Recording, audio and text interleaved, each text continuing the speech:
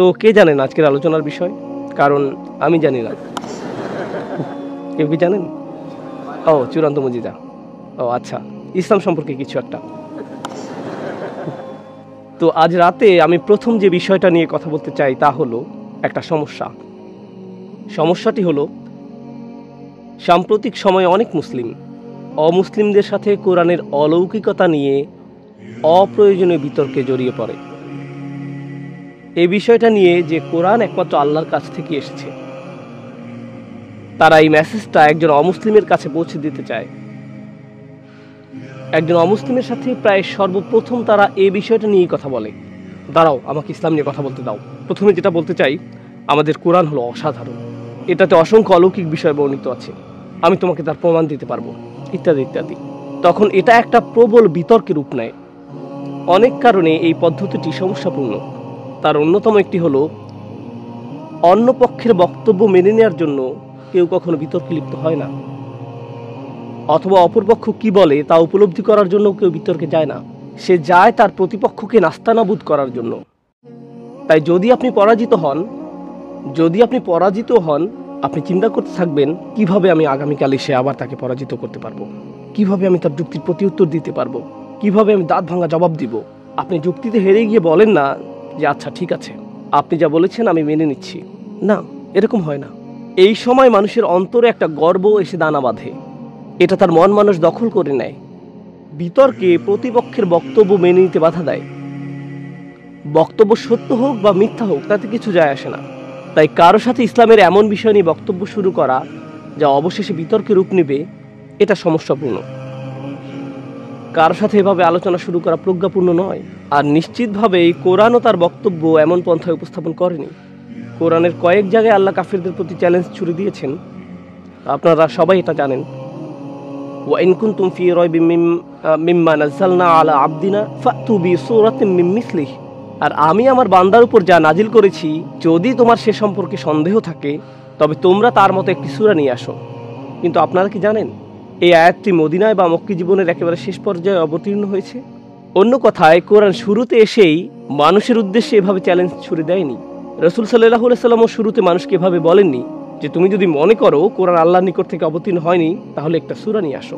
দাওয়া মানে এমন নয় যে লোকজন এভাবে ডেকে বলবে, এই যে পারলে আমাকে একটা সূরা এনে দেন তো দেখি। সে হয়তো বলবে সূরা আবার কি, আমি এখানে এসেছি পিজা খেতে, সূরা আবার কি জিনিস।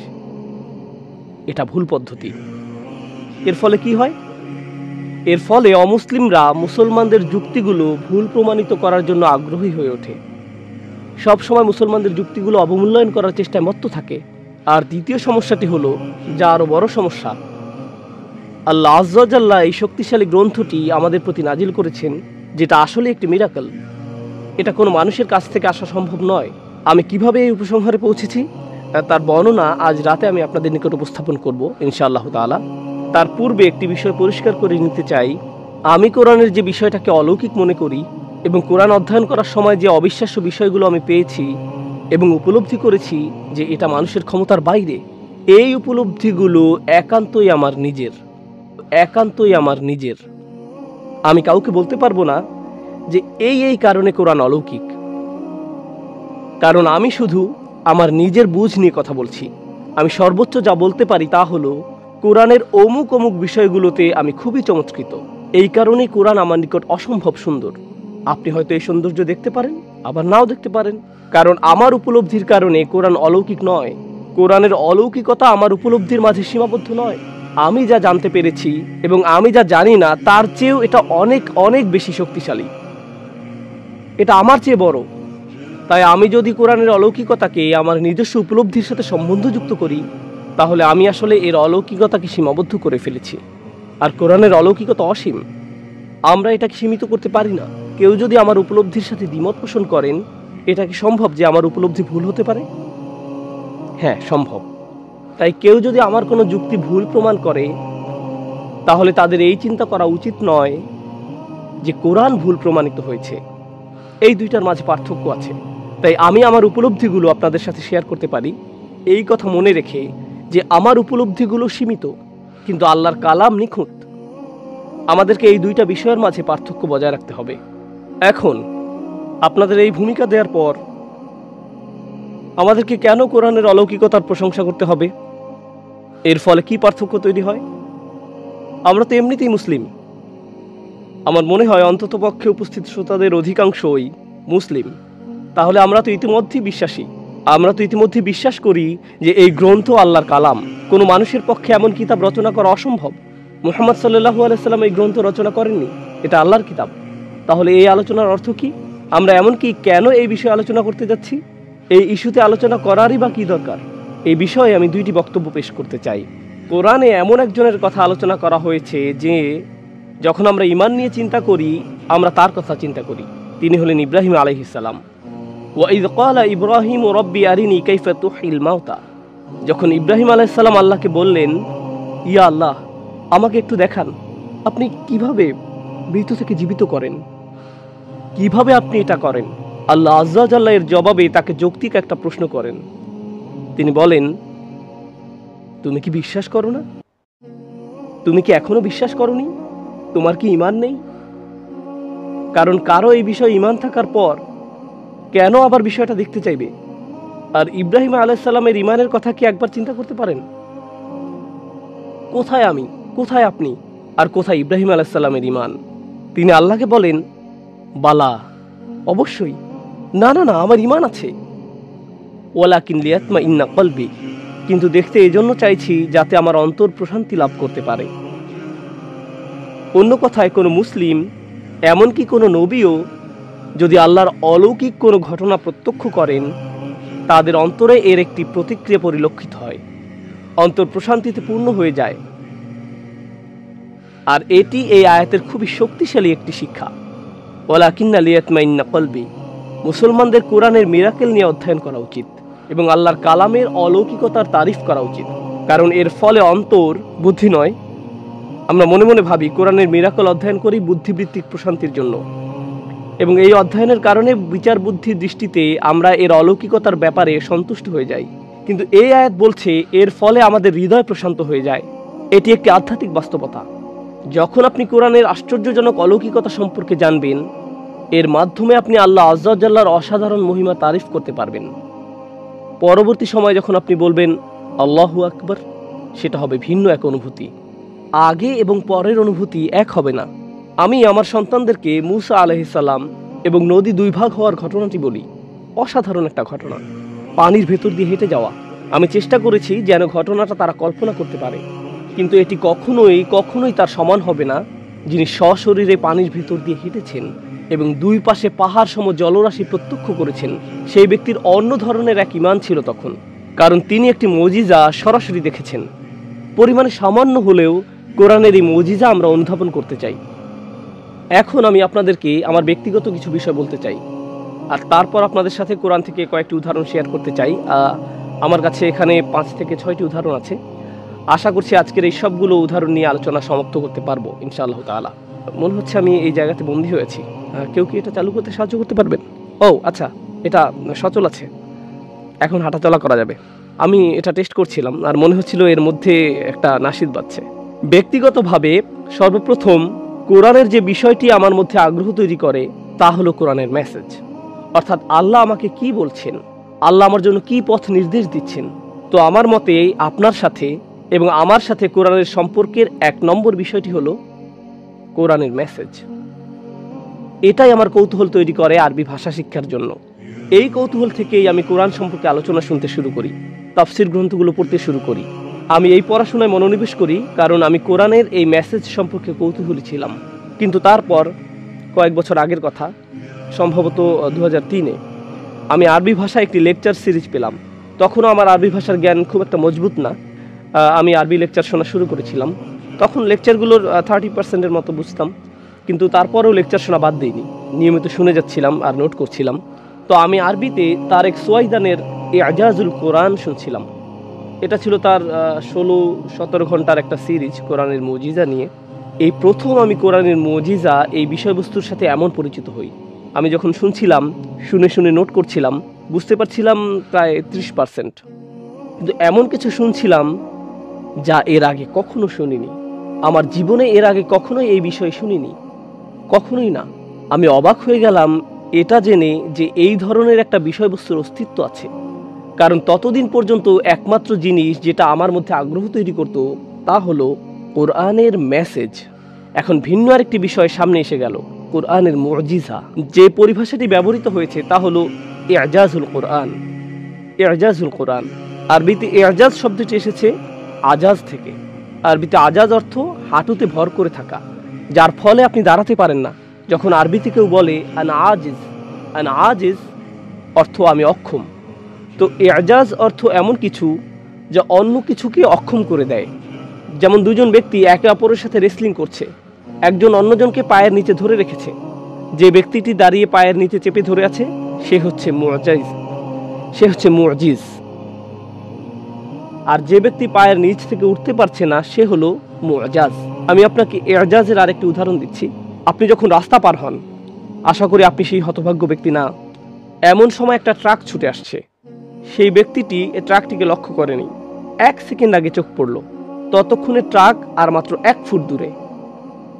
তখন আপনার চোখ বড় হয়ে যায়, আপনি বুঝতে পারেন যাওয়ার আর কোনো জায়গা নেই। সেই 1 সেকেন্ড, আপনার চ্যাপটা প্যানকেকে পরিণত হওয়ার আগের সেই 1 সেকেন্ড, আপনি বুঝতে পারেন ইজাজ। আপনি ক্ষমতাহীন, আপনি সম্পূর্ণ অসহায়। এটাই ইজাজ। ইসলামের ইতিহাসে এই বিষয়টি কোরআনের সেই শক্তিমাত্রাকে বুঝিয়েছে যা তার প্রতিপক্ষকে অসহায়, ক্ষমতাহীন করে দেয়। কোরআন এতটাই শক্তিশালী যে কেউ যখন তার বিরোধিতা করতে আসে, কেউ যখন তাকে আক্রমণ করতে আসে, কেউ যখন এর মতো অন্য কিছু নিয়ে আসতে চায়, সেই বিরোধী শক্তি সবসময় অসহায়, ক্ষমতাহীন হয়ে পড়ে। কোরআন তার শত্রুদেরকে ক্ষমতাহীন, অসহায় করে দেয়। এটাই হলো ইজাজ। ইজাজ আর মিরাকল এক নয়। ইংরেজিতে মিরাকল শব্দটি আর ইজাজ এক বিষয় নয়। যেহেতু এটা বহুল প্রচলিত শব্দ, এজন্য ইংরেজিতে আলোচনার শিরোনামে মিরাকল শব্দটি ব্যবহার করেছি। কারণ যদি শিরোনাম এমন হতো যে কোরআনের শক্তিমাত্রা যা তার প্রতিপক্ষকে ক্ষমতাহীন, অসহায় করে দেয়, তাহলে শিরোনামটি অনেক লম্বা হতো আর পুরো পোস্টার জুড়ে শুধু শিরোনাম লিখতে হতো। এখন ব্যক্তিগতভাবে আমি এই বিষয়টি নিয়ে পড়াশোনা শুরু করলাম, নোট করা শুরু করলাম। আমার এখনো মনে আছে, আমি উদাহরণগুলো লিখতে লাগলাম। কোন জিনিসটাকে মুজিজা বলা হচ্ছে, কিভাবে এটি মুজিজা। কখনো কখনো যখন এই উদাহরণগুলো অধ্যয়ন করতাম, আমাকে নোট বন্ধ করতে হতো। নোট বন্ধ করে এক কোণায় চলে যেতাম আর কান্না করতাম। আমি অভিভূত হয়ে যেতাম। তখন নিজেকে নিজে বলতাম, কেন এই বিষয়গুলো আগে জানতে পারলাম না, কেন এই বিষয়গুলো আগে কখনোই জানতে পারলাম না। সব সময় যখনই কোরআন সম্পর্কে শুনেছি, এটাকে শুনেছি মেসেজ হিসেবে, কিন্তু কখনোই আমি এটাকে মুজিজা হিসেবে বুঝিনি। এটা এমন একটা বিষয় যা আপনাকে বিস্ময়ে অভিভূত করে দেয়। আমি নিজে অভিভূত হয়ে গিয়েছিলাম। আমার মনে এসেছিল, ও আল্লাহ, ও রব। তখন সিজদায় পড়ে যেতাম, অথবা নামাজ পড়তাম, অথবা অন্য কিছু করতাম। তখন আর পড়া সম্ভব হতো না, কিছুক্ষণের জন্য বিরতি দিতে হতো। কারণ এটা ছিল বিস্ময়ে অভিভূত হয়ে যাওয়ার মতো। যখন এই বিষয়ে যথেষ্ট পরিমাণ নোট করা হয়ে গেল, তখন এটাকে আমি একটা কোর্স হিসেবে বানানোর সিদ্ধান্ত নিলাম। সেই কোর্সের নাম দিয়েছিলাম ডিভাইন স্পিচ। এই কোর্সটি পুরো আমেরিকা জুড়ে 60 থেকে 70 বার পড়েছিলাম। পুরো আমেরিকা জুড়ে, লন্ডনেও একবার করেছিলাম। 50 বার যে আমেরিকায় কোর্সটি পড়িয়েছিলাম, আমার জানা মতে প্রোগ্রামে থাকা অবস্থাতেই 17 জন শাহাদা গ্রহণ করেছে। তারা ছিলেন অমুসলিম, কলেজ বিশ্ববিদ্যালয় পড়ুয়া ছাত্র, প্রফেসর, পেশাজীবী, কেউ বা কোনো মুসলিমের বন্ধু। তারা প্রোগ্রামে অংশগ্রহণ করেন এবং প্রোগ্রাম শেষে তারা ইসলাম গ্রহণ করেন। সুবহানাল্লাহ। এটা আমার জন্য হয়নি, হয়েছে কোরআনের মুজিজার কারণে, যা অত্যন্ত শক্তিশালী। কোরআন থেকে উদাহরণগুলো বলার আগে আমি আপনাদের সাথে আরেকটি ঘটনা শেয়ার করছি। আমি লস অ্যাঞ্জেলসে ছিলাম। প্রথমবার আমি ডিভাইন স্পিচ কোর্সটি করিয়েছিলাম লস অ্যাঞ্জেলসে। আমি কোর্সটি করতাম শুক্রবার রাত, শনিবার এবং রবিবার সারাদিন। রবিবার যখন কোর্স শেষ করলাম, এক মা আমার কাছে আসলেন। তখন তিনি কাঁদছিলেন। আমি বললাম, আই এম সরি। তিনি বললেন, না, আমি আপনার সাথে আমার ছেলের ব্যাপারে কিছু কথা বলতে চাই। আমি বললাম, ঠিক আছে, বলুন। তিনি বললেন, শুক্রবার রাতে আপনার প্রোগ্রামে আমার 17 বছরের ছেলে আসতে চায়নি। এ বিষয়ে তার কোনো আগ্রহ ছিল না। আমি বললাম, এটা স্বাভাবিক। 17 বছর বয়সে আমার নিজেরও ইসলামিক প্রোগ্রামের প্রতি আগ্রহ ছিল না। তিনি বললেন, সে আসলে লেকার্স টিকিট কিনেছিল, প্রথম সারির সিটের টিকিট। আপনি জানেন লেকার্স কি? যদি না জানেন তাহলে এখন ইস্তেগফার পড়ুন। তো যাই হোক, সে লেকার্স টিমের খেলা দেখার জন্য প্রথম সারির সিটের টিকিট কিনেছিল। আর তার মা বলল, আমার সাথে ইসলামিক লেকচার দেখতে চলো। আর বাকি ঘটনা বলার আগে একটা কথা বলতেই হবে, কত তরুণ যে আমার কাছে এসে বলেছে আমার মা জোর করে আমাকে আপনার লেকচার শুনিয়েছে, আর আমি শুধু বলেছি আম সরি, আমার কোনো দোষ নেই। এত তরুণরা আমার উপর রেগে আছে তাদের মায়ের কারণে। তাদের মায়েরা বলে নোমান আলী খানের লেকচার শোনো, তারা মনে মনে বলে এই লোকটাকে আমি ঘৃণা করি, সে আমার জীবনটা শেষ করে দিচ্ছে। যাই হোক, সেই ছেলেটির মা বলল আমি আমার ছেলেকে রাজি করাতে পারছিলাম না। সব শেষে আমি তাকে বললাম আমি তোমাকে প্লে অফ টিকিট কিনে দেবো, শুধু আজকে রাতে আমার সাথে প্রোগ্রামে চলো। প্লে অফ টিকিটের দাম অনেক বেশি হয়। সে বলল ঠিক আছে, আমি রাজি, আমি যাব। তো সে আসলো।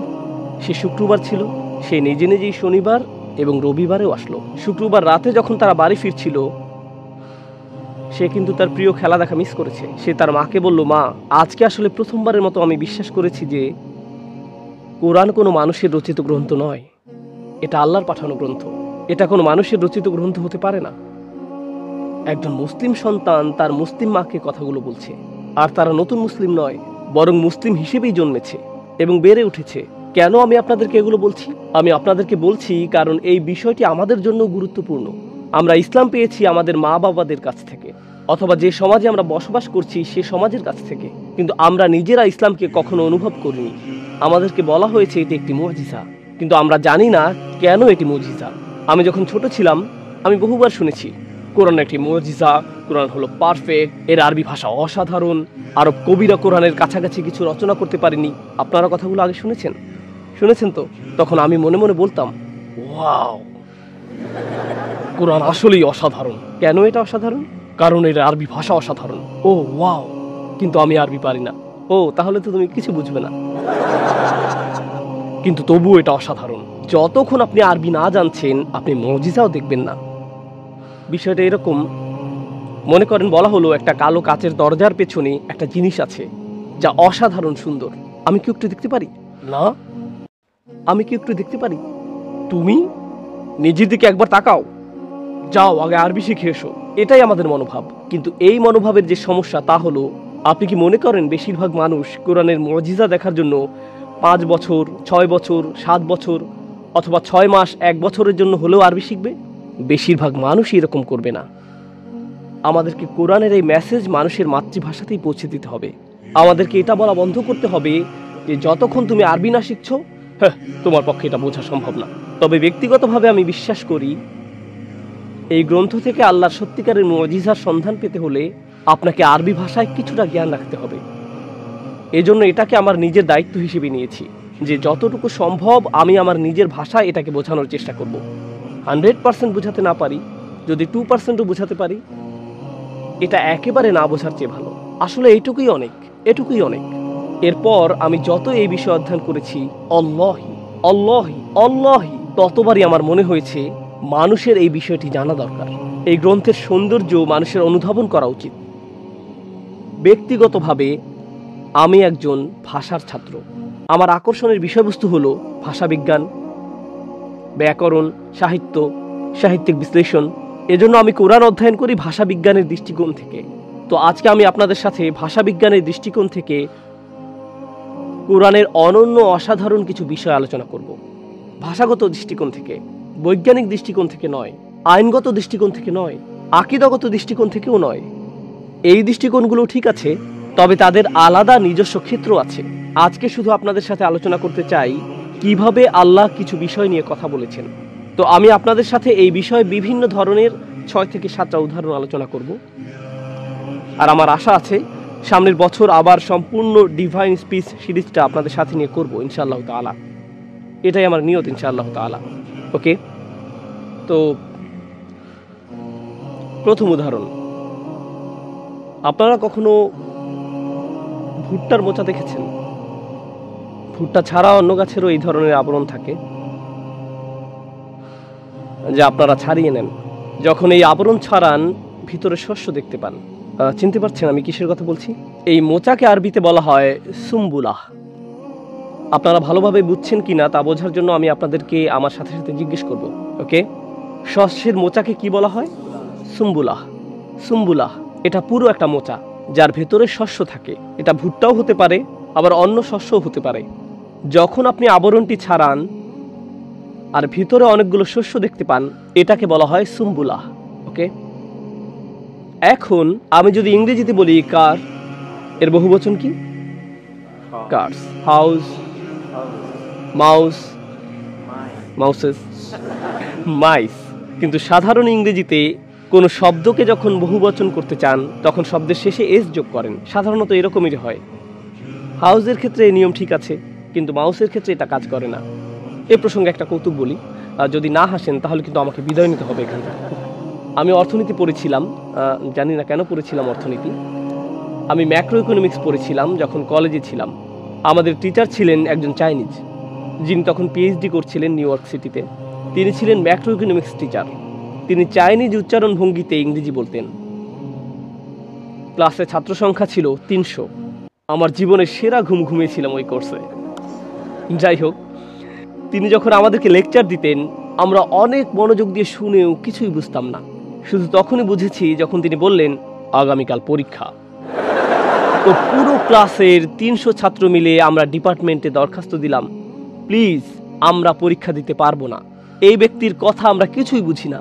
তো সেই শিক্ষক খুবই রেগে গেলেন, তিনি পুরো ক্লাসের উপর রেগে গেলেন।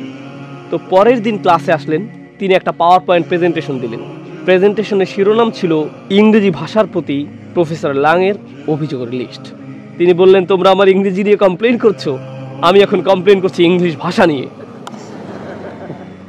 তো তিনি বললেন ইংলিশ কোনো যুক্তিসঙ্গত ভাষা নয়, বিশেষত ইউএসএতে। যেমন আমরা গাড়ি ড্রাইভ করি পার্কওয়েতে, আবার পার্ক করি ড্রাইভওয়েতে। হাউসের বহুবচন কি? মাউসের বহুবচন মাইস, কিন্তু হাউসের বহুবচন হাইস নয়। আবার টুথ হয় টিথ, কিন্তু বুথ আবার বিথ হয় না। তো সেই টিচার এরকম অভিযোগের লিস্ট দিলেন আর পুরো 45 মিনিট ধরে সবগুলো অভিযোগ বর্ণনা করলেন। এটা ছিল আমার জীবনের সেরা ইকোনমিক্স ক্লাস। যাই হোক, যে বিষয়টা আমি আপনাদেরকে বোঝাতে যাচ্ছি, সুম্বুলা হলো একবচন, সুম্বুলাত হলো বহুবচন। বহুবচন কিন্তু আরবি ভাষায় চমৎকারিত্ব এখানেই, কারণ আরবিতে একের অধিক বহুবচন থাকতে পারে। এটা অদ্ভুত। যেমন ইংরেজিতে বহুবচনে কার্স আবার কার্সেস হয় না। বুক এর বহুবচন বুকস, কিন্তু বুক বুকসেস আবার বুকসেস এমন হয় না। তবে আরবি ভাষায় একটি শব্দের জন্য রয়েছে অনেকগুলো বহুবচন। আমি আপনাদেরকে একটা উদাহরণ দিচ্ছি, কাফির, কাফিরুন। অন্য কোনো বহুবচন? কুফার, নবী, নবিয়ুন। আরেকটি কি? আম্বিয়া, একাধিক বহুবচন।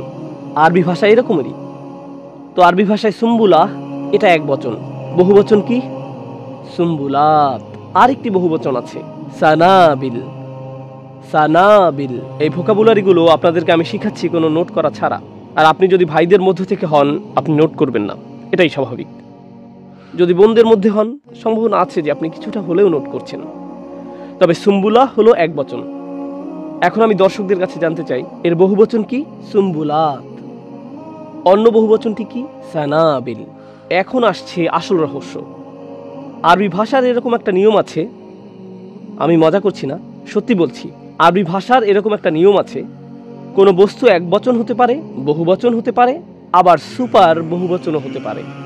আরবরা ব্যবহার করে একবচন, বহুবচন এবং সুপার বহুবচন। সুম্বুলা হলো একবচন, সুম্বুলাত বহুবচন, সানাবিল কি?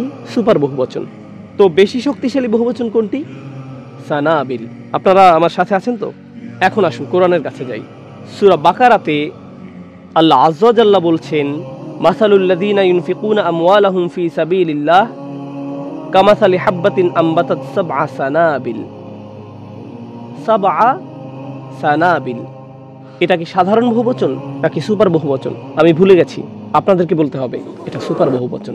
ওকে, যখন আমরা সূরা ইউসুফ খুলি শুধুমাত্র এখানেই আরেকবার বহুবচন এসেছে। আল্লাহ আযজা ওয়া জাল্লা বলছেন, ওয়াকালাল মালিকু ইন্নী আরা সাবআ বাকারাতিন সিমানিন ইয়াকুলুহুন্না সাবউন ইজাফুন ওয়া সাবআ সুম্বুলাতিন। সুম্বুলাত এটা কি একবচন, বহুবচন নাকি সুপার বহুবচন? এটা কি? দুর্বল বহুবচনটি ব্যবহৃত হয়েছে সূরা ইউসুফে, আর শক্তিশালী বহুবচন ব্যবহৃত হয়েছে সূরা বাকারায়। আর জানেন অদ্ভুত বিষয়টি হলো সূরা বাকারায় আল্লাহ বলছেন 7টি মোচার কথা, সাবআ সানাবিল, সাবআ উভয় স্থানেই 7টি। আবার সূরা ইউসুফের বাংলা অনুবাদে বলা হয়েছে 7টি শস্যের মোচা। 2টি নম্বরই সমান সমান, এখানেও 7 ওখানেও 7। তাহলে কিভাবে একটি শক্তিশালী অন্যটি দুর্বল? একটি 75 আর অন্যটি যদি 7 হতো তাহলে বোঝা যেত যে একটি বেশি শক্তিশালী আর অন্যটি দুর্বল। কিন্তু গাণিতিক হিসাবের বিবেচনায় বলতে গেলে উভয় নম্বরই কি সমান। এখন সূরা বাকারার বাংলা অনুবাদে বলা হয়েছে 7টি শস্যের মোচা, আবার সূরা ইউসুফের বাংলা অনুবাদে বলা হয়েছে 7টি শস্যের মোচা। 2টি অনুবাদই সেম, 2টি অনুবাদের মধ্যে কোনো পার্থক্য নেই। কিন্তু আল্লাহ বাছাই করেছেন সূরা বাকারার জন্য শক্তিশালী বহুবচন আর সূরা ইউসুফের জন্য দুর্বল বহুবচন। কেন কেন?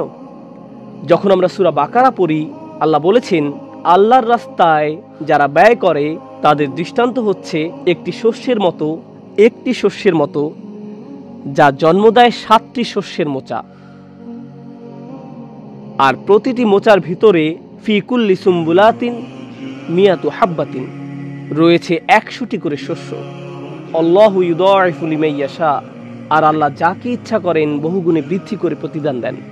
আয়াতের বিষয়বস্তু অনুযায়ী আপনি নিচ্ছেন একটি শস্য আর এর থেকে বানাচ্ছেন 7টি শস্য। 7টির প্রতিটি থেকে আবার হচ্ছে 100টি শস্য। প্রতিটার জন্য গুনলে 7 গুণ 100 গুণ 7 গুণ 100, এভাবে আপনার গণনা চলতে থাকবে। আপনার এই গণনার বাইরেও আল্লাহর নিজস্ব বিশেষ গণনা পদ্ধতি রয়েছে। আল্লাহু ইউদাইফু লিমান ইয়াশা, আপনার গণনার বাইরে আল্লাহ যাকে ইচ্ছা করেন তার নিজস্ব পদ্ধতিতে প্রতিদান দেন। অর্থাৎ আল্লাহর এই গণনার বিশালতাকে অনুধাবন করা মানুষের ক্ষমতার বাইরে। এটা দিয়ে কি দুর্বলতা বোঝাচ্ছে নাকি শক্তিমত্তা? এটা কি অল্প বোঝাচ্ছে নাকি বেশি? এজন্যই শক্তিশালী বহুবচন ব্যবহৃত হয়েছে। যখন আপনি সূরা ইউসুফে যান, রাজা একটি স্বপ্ন দেখে, মনে আছে স্বপ্নের কথা? হৃষ্টপুষ্ট গাভী, জীর্ণশীর্ণ গাভী, 7টি শস্যের মোচা। আর স্বপ্নটি ব্যাখ্যা করা হয়েছিল। স্বপ্নের ব্যাখ্যা কি ছিল? 7টি ভালো বছর আর 7টি খারাপ বছর। 7টি ভালো বছর কি আপনাকে অগণিত পরিমাণ শস্য দিবে, নাকি সীমিত শস্য? সীমিত শস্য, এবং আপনাকে সতর্কতার সাথে সেগুলো ব্যবহার করতে হবে। আপনাকে সেগুলো সংরক্ষণ করতে হবে, কারণ সেগুলো দরকার হবে পরবর্তী 7 বছর। আপনাকে অসতর্ক হলে চলবে না। একটি নির্দিষ্ট সীমার মধ্যে ফলন হবে, এর পরিমাণ অনেক বেশি না।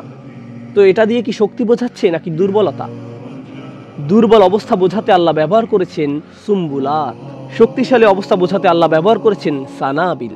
দুইটা একই সংখ্যা। সূরা ইউসুফ হলো মক্কি সূরা আর সূরা বাকারা হলো মাদানী সূরা।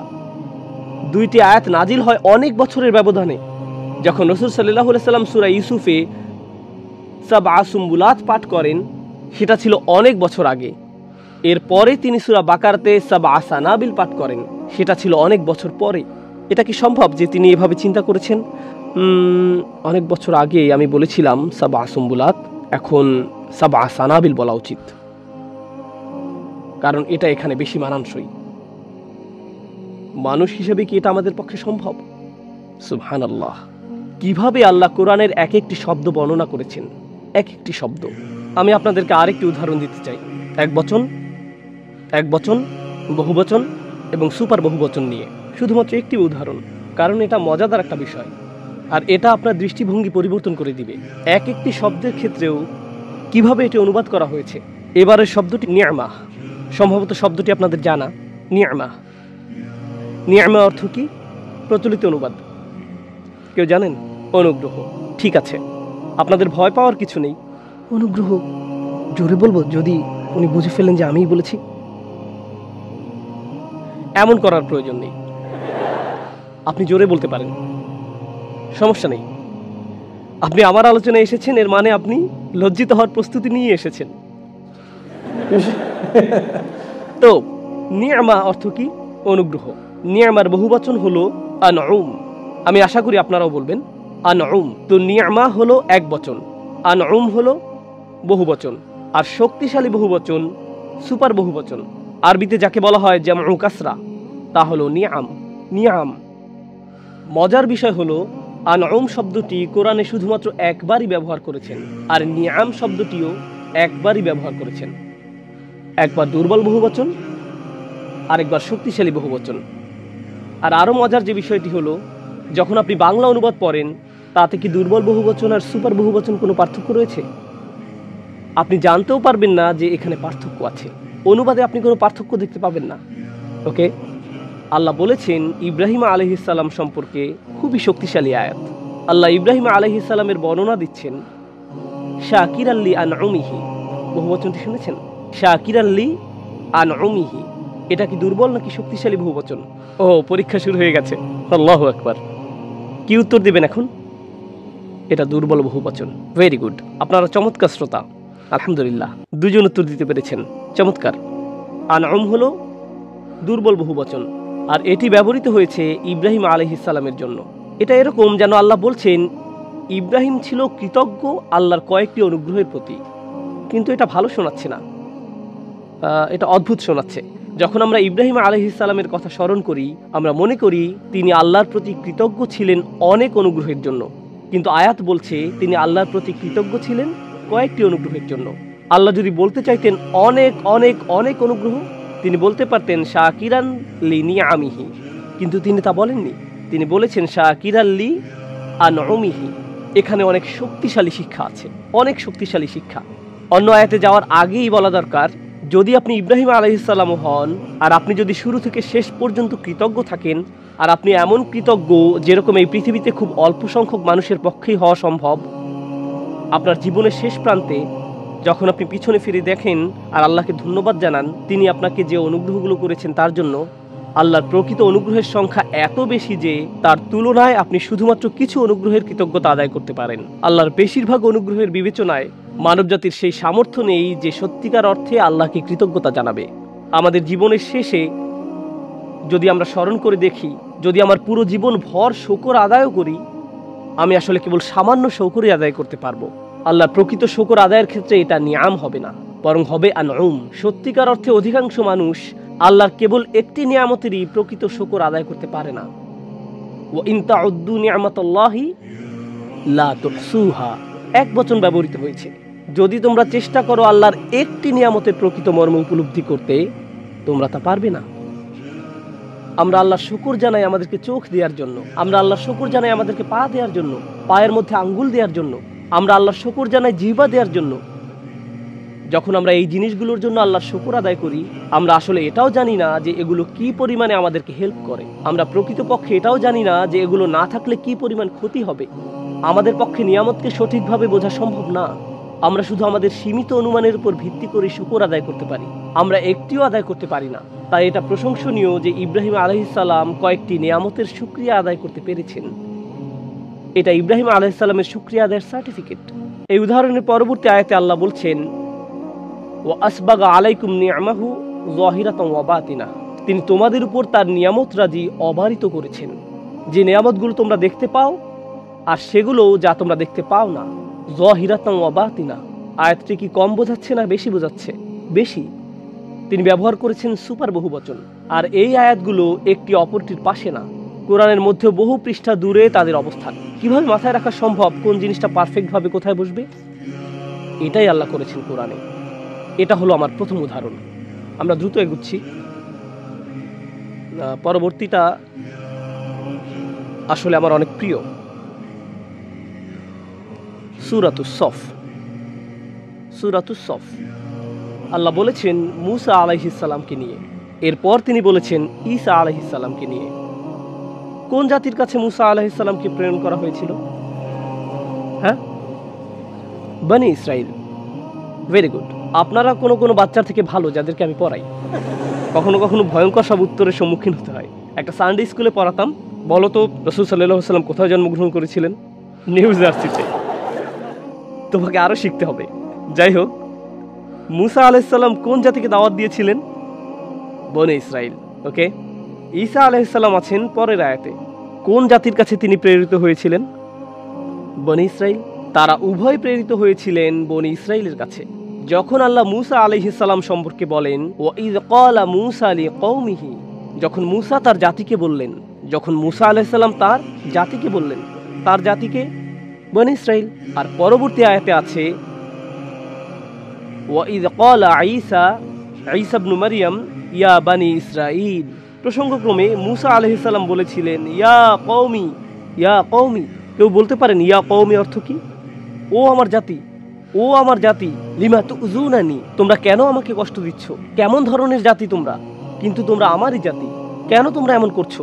কিন্তু ঈসা আলাইহিস সালাম যখন বলেছেন, তিনি বলেননি ইয়া কওমি, তিনি বলেছেন ইয়া বানি ইসরাঈল। পরবর্তী আয়াতে আশ্চর্যের বিষয় হলো তারা উভয়ই নবী, তারা উভয়ই একই জাতিকে উদ্দেশ্য করে বলেছেন। তাহলে কেন একজন বলছেন ইয়া কওমি আর অপরজন পরবর্তী আয়াতে বলেছেন ইয়া বানি ইসরাঈল? লক্ষ্য করুন, আরবদের ঐতিহ্য অনুযায়ী আপনি কোনো জাতির অন্তর্ভুক্ত হতে হলে আপনার বাবাকেও সেই জাতির একজন হতে হবে। যদি আমার বাবা পাকিস্তানি হয় আর আমার মা বাংলাদেশি হয়, তাহলে আমার জাতি কোনটি? পাকিস্তানি। যদি আসলে আমার মাও পাকিস্তানি, এটা উদাহরণ দিলাম। ওকে, একইভাবে আমার সন্তানেরাও, আমার স্ত্রী হলো ইন্ডিয়ান, আমি পাকিস্তানি, আর ঘরের মধ্যে মতবিরোধ তৈরি হলো। এ কারণে আমরা সিদ্ধান্ত নিয়ে সন্তানদেরকে বাংলাদেশি বানিয়ে দিলাম, মতবিরোধ দূর করে ফেললাম। কিন্তু যাই হোক, কারণ আমি বাবা পাকিস্তানি, তাই তারাও হবে পাকিস্তানি। আরও অনেক বিষয় মতবিরোধ করে। যাই হোক, প্রসঙ্গক্রমে যেহেতু বনি ইসরায়েলের প্রসঙ্গ উঠল, একটা বিষয় বলে রাখি। কেউ কেউ হয়তো বলবেন আস্তাগফিরুল্লাহিল আযীম, লা হাওলা ওয়ালা কুওয়াতা ইল্লা বিল্লাহ। সম্প্রতি একজন রাবাইয়ের সাথে আমার বন্ধুত্ব হয়েছে। লা হাওলা ওয়ালা কুওয়াতা ইল্লা বিল্লাহিল আলিয়্যিল আযীম। আপনারা কেউ কেউ হয়তো এখন উঠে দাঁড়াবেন আর বলবেন, থু, আমি এখনই চলে যাচ্ছি। আসলে যা হয়েছিল, আমি ইব্রাহিম আলাইহিস সালামকে নিয়ে অমুসলিমদের সামনে একটা আলোচনা করেছিলাম ইসলামে ইব্রাহিম আলাইহিস সালামের মর্যাদা নিয়ে আলোচনাটা করেছিলাম। আর তখন একজন রাবাই, আসল রাবাই, একেবারে রাবাইয়ের মতোই রাবাই, বসেছিলেন প্রথম সারিতে, আর তিনি কাঁদছিলেন পুরোটা সময় ধরে। আলোচনার শেষে তিনি আসলেন আমার কাছে। আমরা কিছুক্ষণ আলোচনা করলাম এবং ভালো বন্ধু হয়ে গেলাম। আমরা কিছু সময় একসাথে কাটিয়েছিলাম, কিছু কিছু বিষয় আলোচনা করেছিলাম, একে অপরের সাথে মজার কিছু মত বিনিময় হয়েছিল। আমি তাকে বললাম, দেখুন, আমি আপনার সাথে কথা বলতে চাই মুসা এবং ইব্রাহিম আলাইহিস সালামের ব্যাপারে। এই কারণেই আমি আপনার বন্ধু হতে চাই। আমি আপনার সাথে কথা বলতে চাই মুসা এবং ইব্রাহিম আলাইহিস সালামের ব্যাপারে, কারণ আমার রব কোরআনে আপনার জাতির বিষয়ে অনেক আলোচনা করেছেন। ইয়া বানি ইসরাঈল, ইয়া বানি ইসরাঈল, ইয়া বানি ইসরাঈল। এটা নিশ্চিত যে আপনাদের একটা ঐতিহ্য আছে, আর আল্লাহ আপনাদের বিষয়ে কথা বলেছেন সেই ঐতিহ্যের আলোকে। এজন্য আমি আপনার অবস্থান থেকে বিষয়টি বুঝতে চাই। আমি আপনার সম্পর্কে কথা বলতে চাই না। আমি আপনার কথাকে গ্রন্থ কি বলেছে সেই অনুযায়ী যাচাই করতে চাই না, বরং আপনার ব্যক্তিগত মতামত অনুযায়ী। আপনি মুসা আলাইহিস সালাম সম্পর্কে কি বিশ্বাস করেন? আপনি ইব্রাহিম আলাইহিস সালাম সম্পর্কে কি বিশ্বাস করেন? তো নবীদেরকে নিয়ে আমাদের চমৎকার মত বিনিময় হয়েছিল। আপনাদেরকে একটা বিষয় বলে রাখি, আমি এটা থেকে যা শিখেছি, আল্লাহর কসম, আমরা ওনাকে বলি ইব্রাহিম, তারা বলে ইব্রাহাম। যদিও একটি কেরাত অনুযায়ী আমরা ওনাকে ইব্রাহাম ডাকতে পারি, কিন্তু এর দ্বারা আমরা আসলে দুটি ভিন্ন মানুষ নিয়ে কথা বলছি। আমরা ইব্রাহিম আলাইহিস সালাম সম্পর্কে যা জানি, তাদের সে সম্পর্কে কোনো ধারণাই নেই। আমরা বলি মুসা, তারা ওনাকে বলে মুসে। কিন্তু আমরা কোরআনে যাকে মুসা আলাইহিস সালাম বলে চিনি, আল্লাহর কসম, যখন আপনি শুনবেন তারা কি বলে সেই সেম মানুষটির ব্যাপারে, আপনি বলবেন, তোমরা আমার মুসা আলাইহিস সালাম সম্পর্কে বলছো না, তোমরা অন্য কারোর ব্যাপারে বলছো। আমি জানি না এটা কাকে নিয়ে তোমরা কথা বলছো, এটা উনি না, তোমরা ভুল ঠিকানায় চলে গেছো। প্রায় সব বিষয়ে আমাদের মতের অমিল, প্রায় সব বিষয়েই। কিন্তু কেন আমি এই প্রসঙ্গ আনলাম? আমি সূরা সফ নিয়ে বলছিলাম। একজন নবী বলেছেন ইয়া কওমি, আরেকজন বলেছেন ইয়া বানি ইসরাঈল। কেন আমি রাবাইয়ের প্রসঙ্গ আনলাম? কারণ রাবাইদের মতামত হলো, আপনি কোনো জাতির অন্তর্ভুক্ত হতে হলে আপনার মাকেও সেই জাতির হতে হবে। এটা তাদের মতামত, ইহুদি ধর্ম অনুযায়ী এটা তাদের মতামত। যদিও এর উৎপত্তি সমসাময়িক সময়ে, তো সেই রাবাই বলল, না, জাতিগত পরিচয় বাবার কাছ থেকে আসে না, আসে মার কাছ থেকে। আমি বললাম, ওকে রাবাই, আপনার সাথে একটু ফান করা যাক। মুসা আলাইহিস সালাম মিশর থেকে পালিয়ে এসেছিলেন। পালিয়ে তিনি মাদিয়ান নামক একটি জায়গায় গিয়েছিলেন। মাদিয়ান হলো আরব ভূমি, তাই না রাবাই? তিনি বললেন, হ্যাঁ, অবশ্যই এটা আরব। ওকে, মাদিয়ানে তার এক লোকের সাথে সাক্ষাৎ হয়, আর সেই লোকটি মুসা আলাইহিস সালামের কাছে তার মেয়ে বিয়ে দেন। এজন্য মুসা আলাইহিস সালাম একজন আরব মহিলা বিয়ে করেন। আপনি ঠিক আছেন তো রাবাই? হ্যাঁ, মুসা বিয়ে করেছিলেন আরব মহিলাকে, ঠিক আছে। তাহলে আপনাদের মতামত অনুযায়ী মুসা আলাইহিস সালামের সন্তানেরা সব আরব?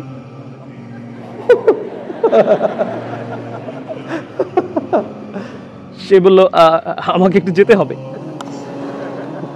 জাতিগত পরিচয় আসে কার কাছ থেকে? বাবার কাছ থেকে। এজন্যই রাবাই আপনারা নিজেদেরকে বলেন বনি ইসরাইলের সন্তান।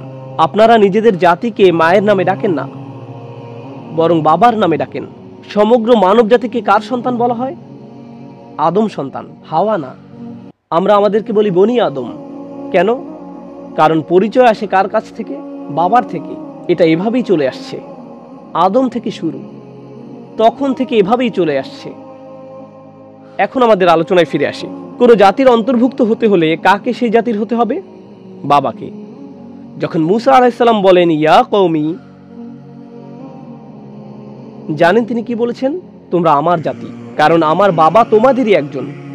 কোরআনে ঈসা আলাইহিস সালাম একবারও বলেননি ইয়া কওমি, একবারও বলেননি ইয়া কওমি। তিনি সবসময় কি বলেছেন? ইয়া বনি ইসরাইল। তিনি ইয়া কওমি বলতে পারেন না, কারণ যদি তিনি বলেন ইয়া কওমি, তাহলে এটা বলা হয় যে আমার বাবা তোমাদের একজন। কিন্তু এক্ষেত্রে সমস্যা হলো তার কোনো বাবা ছিল না, এই জন্যই তিনি বলতে পারেন না ইয়া কওমি। তিনি শুধু বলতে পারেন ইয়া বনি ইসরাইল। ঈসা আলাইহিস সালামের পিতাবিহীন অলৌকিক জন্মকে বাইবেলের চেয়েও কোরআনে ভালোভাবে উপস্থাপন করা হয়েছে, ইয়া বনি ইসরাইল। এটাকে বলা যায় শব্দের যথাযথ ব্যবহার, যা মানুষের ক্ষমতার বাইরে। আল্লাহর আলাদা একটা সূরা নাজিল না করলেও চলতো, যার বিষয়বস্তু ঈসা আলাইহিস সালামের বাবা ছাড়া জন্মগ্রহণ। আর ঈসা আলাইহিস সালামকে নিয়ে ইয়া বনি ইসরাইল বলানোই যথেষ্ট ছিল, এটাই যথেষ্ট। পরিচয় আসে কার কাছ থেকে? বাবার থেকে। এজন্যই আমরা রাসূল সাল্লাল্লাহু আলাইহি সাল্লামের ক্ষেত্রে বলি মুহাম্মাদুন ইবনে আব্দুল্লাহ, মুহাম্মদ ইবনে আব্দুল্লাহ। ঠিক আছে? উদাহরণস্বরূপ আমরা বলি ওমর ইবনুল খাত্তাব, কিন্তু আমরা বলি ঈসা ইবনু ও আল্লাহ ব্যতিক্রম করেছেন, কারণ এক্ষেত্রে পুরুষ কোনো পরিচয় নেই, ওনার কোনো বাবা নেই। এজন্যই আপনাকে বলতে হবে কি? মারিয়াম। এছাড়া আর কোনো মানুষ নেই যেখানে তার নাম নিয়ে আপনি বলবেন ইবনু, এরপর বলবেন কোনো মহিলার নাম। একমাত্র ব্যতিক্রম ঈসা আলাইহিস সালাম, কারণ এটা আমাদের বিশ্বাসের অংশ যে ওনার কোনো বাবা নেই। এজন্যই আপনাকে বলতেই হবে ইবনু মারিয়াম। এর মাধ্যমে মরিয়ম সালামুন আলাইহাকে সম্মানিত করা হয়েছে, আর এর মাধ্যমে ঈসা আলাইহিস সালামের পিতাবিহীন অলৌকিক জন্মকে আবারও সত্যায়িত করা হয়েছে। বাইবেলের কোনো কোনো সংস্করণে প্রথম চ্যাপ্টারে থাকে ঈসা আলাইহিস সালামের বংশধারা এবং মরিয়ম আলাইহিস সালামের স্বামীর বর্ণনা। কোরআন ঈসা আলাইহিস সালাম এবং মারিয়াম আলাইহিস সালামকে এই ধরনের কলুষতা থেকে সম্পূর্ণভাবে পবিত্র করেছে। এটা হলো দ্বিতীয় উদাহরণ। তৃতীয় উদাহরণ। আলোচনা আস্তে আস্তে ভারী হচ্ছে, আমি এতক্ষণ হালকা রাখছিলাম, এখন আমরা ভারী আলোচনা যাব। সূরা জুমআ। ইউসাব্বিহু লিল্লাহি মা ফিস সামাওয়াতি ওয়া মা ফিল আরদ আল মালিকিল কুদ্দুসিল আজিজিল হাকিম। আপনারা যারা নিয়মিত কোরআন পড়েন তারা জানেন অনেক আয়াতের শেষে আল্লাহ তার দুটি নাম উল্লেখ করেছেন, আল্লাহু গফুরুর রহিম, আজিজুন হাকিম, আজিজুন যুনতিকাম। এটা আপনারা জানেন তাই না? আল্লাহ দুইটি করে তার নাম উল্লেখ করেছেন অনেক অনেক আয়াতে। আমি আয়াতটি আবার তিলাওয়াত করব, আপনাদের বলতে হবে এটাতে কোন বৈশিষ্ট্যটা আলাদা। ইউসাব্বিহু লিল্লাহি মা ফিস সামাওয়াতি ওয়া মা ফিল আরদিল মালিক আল কুদ্দুস আল আজিজ আল হাকিম। কোন জিনিসটি আলাদা? চারটি নাম। আমি এই নামগুলো সাধারণ অর্থ বলবো যাতে আপনারা এই আয়াত সম্পর্কে কিছু বিষয় বুঝতে পারেন। আল মালিক অর্থ রাজা, আল কুদ্দুস অর্থ সম্পূর্ণরূপে পবিত্র। আপনি এটাও বলতে পারেন সকল পবিত্রতার উৎস। তো মালিক অর্থ কি? এবার আপনারা বলুন। রাজা। আল কুদ্দুস অর্থ কি? সকল পবিত্রতার উৎস। আল আজিজ অর্থ চূড়ান্ত কর্তৃত্বের অধিকারী। আল হাকিমের অনেক অর্থ আছে, কিন্তু আমি শুধু আপনাদেরকে একটি বলছি। হাকিম অর্থ বিজ্ঞ। আসেন আবার শুরু করি। আরবিতে প্রথম নামটি কি ছিল? আল মালিক। এর অর্থ কি? রাজা। আল কুদ্দুস এর অর্থ কি? হ্যাঁ, সকল পবিত্রতার উৎস, সম্পূর্ণরূপে পবিত্র, নিখুঁতভাবে পবিত্র। আল আজিজ অর্থ কি? কর্তৃত্বের অধিকারী। আল হাকিম অর্থ কি? সবচেয়ে বিজ্ঞ। সূরা জুমার প্রথম আয়াতটি আল্লাহ সম্পর্কে, দ্বিতীয় আয়াতটি হলো রাসূলুল্লাহ সাল্লাল্লাহু আলাইহি ওয়াসাল্লাম সম্পর্কে। হুয়াল্লাযী বাআসা ফিল উম্মিয়িনা রাসূলাম মিনহুম ইয়াতলু আলাইহিম আয়াতিহি ওয়া ইউযাক্কিহিম ওয়া ইউআল্লিমুহুমুল কিতাবা ওয়াল হিকমা ওয়া ইন কানু মিন ক্বাবলু লাফি যালালিম মুবিন। দ্বিতীয় আয়াতটি, যা আমি একটু পরে অনুবাদ করব, এটি হলো রাসূল সাল্লাল্লাহু আলাইহি ওয়াসাল্লাম সম্পর্কে। এটি আমার একটি প্রিয় আয়াত, কারণ এই আয়াতটি হলো রাসূল সাল্লাল্লাহু আলাইহি ওয়াসাল্লামের পুরো সিরার সারসংক্ষেপ। একটি আয়াতে পুরো সিরা, এই একটি আয়াতে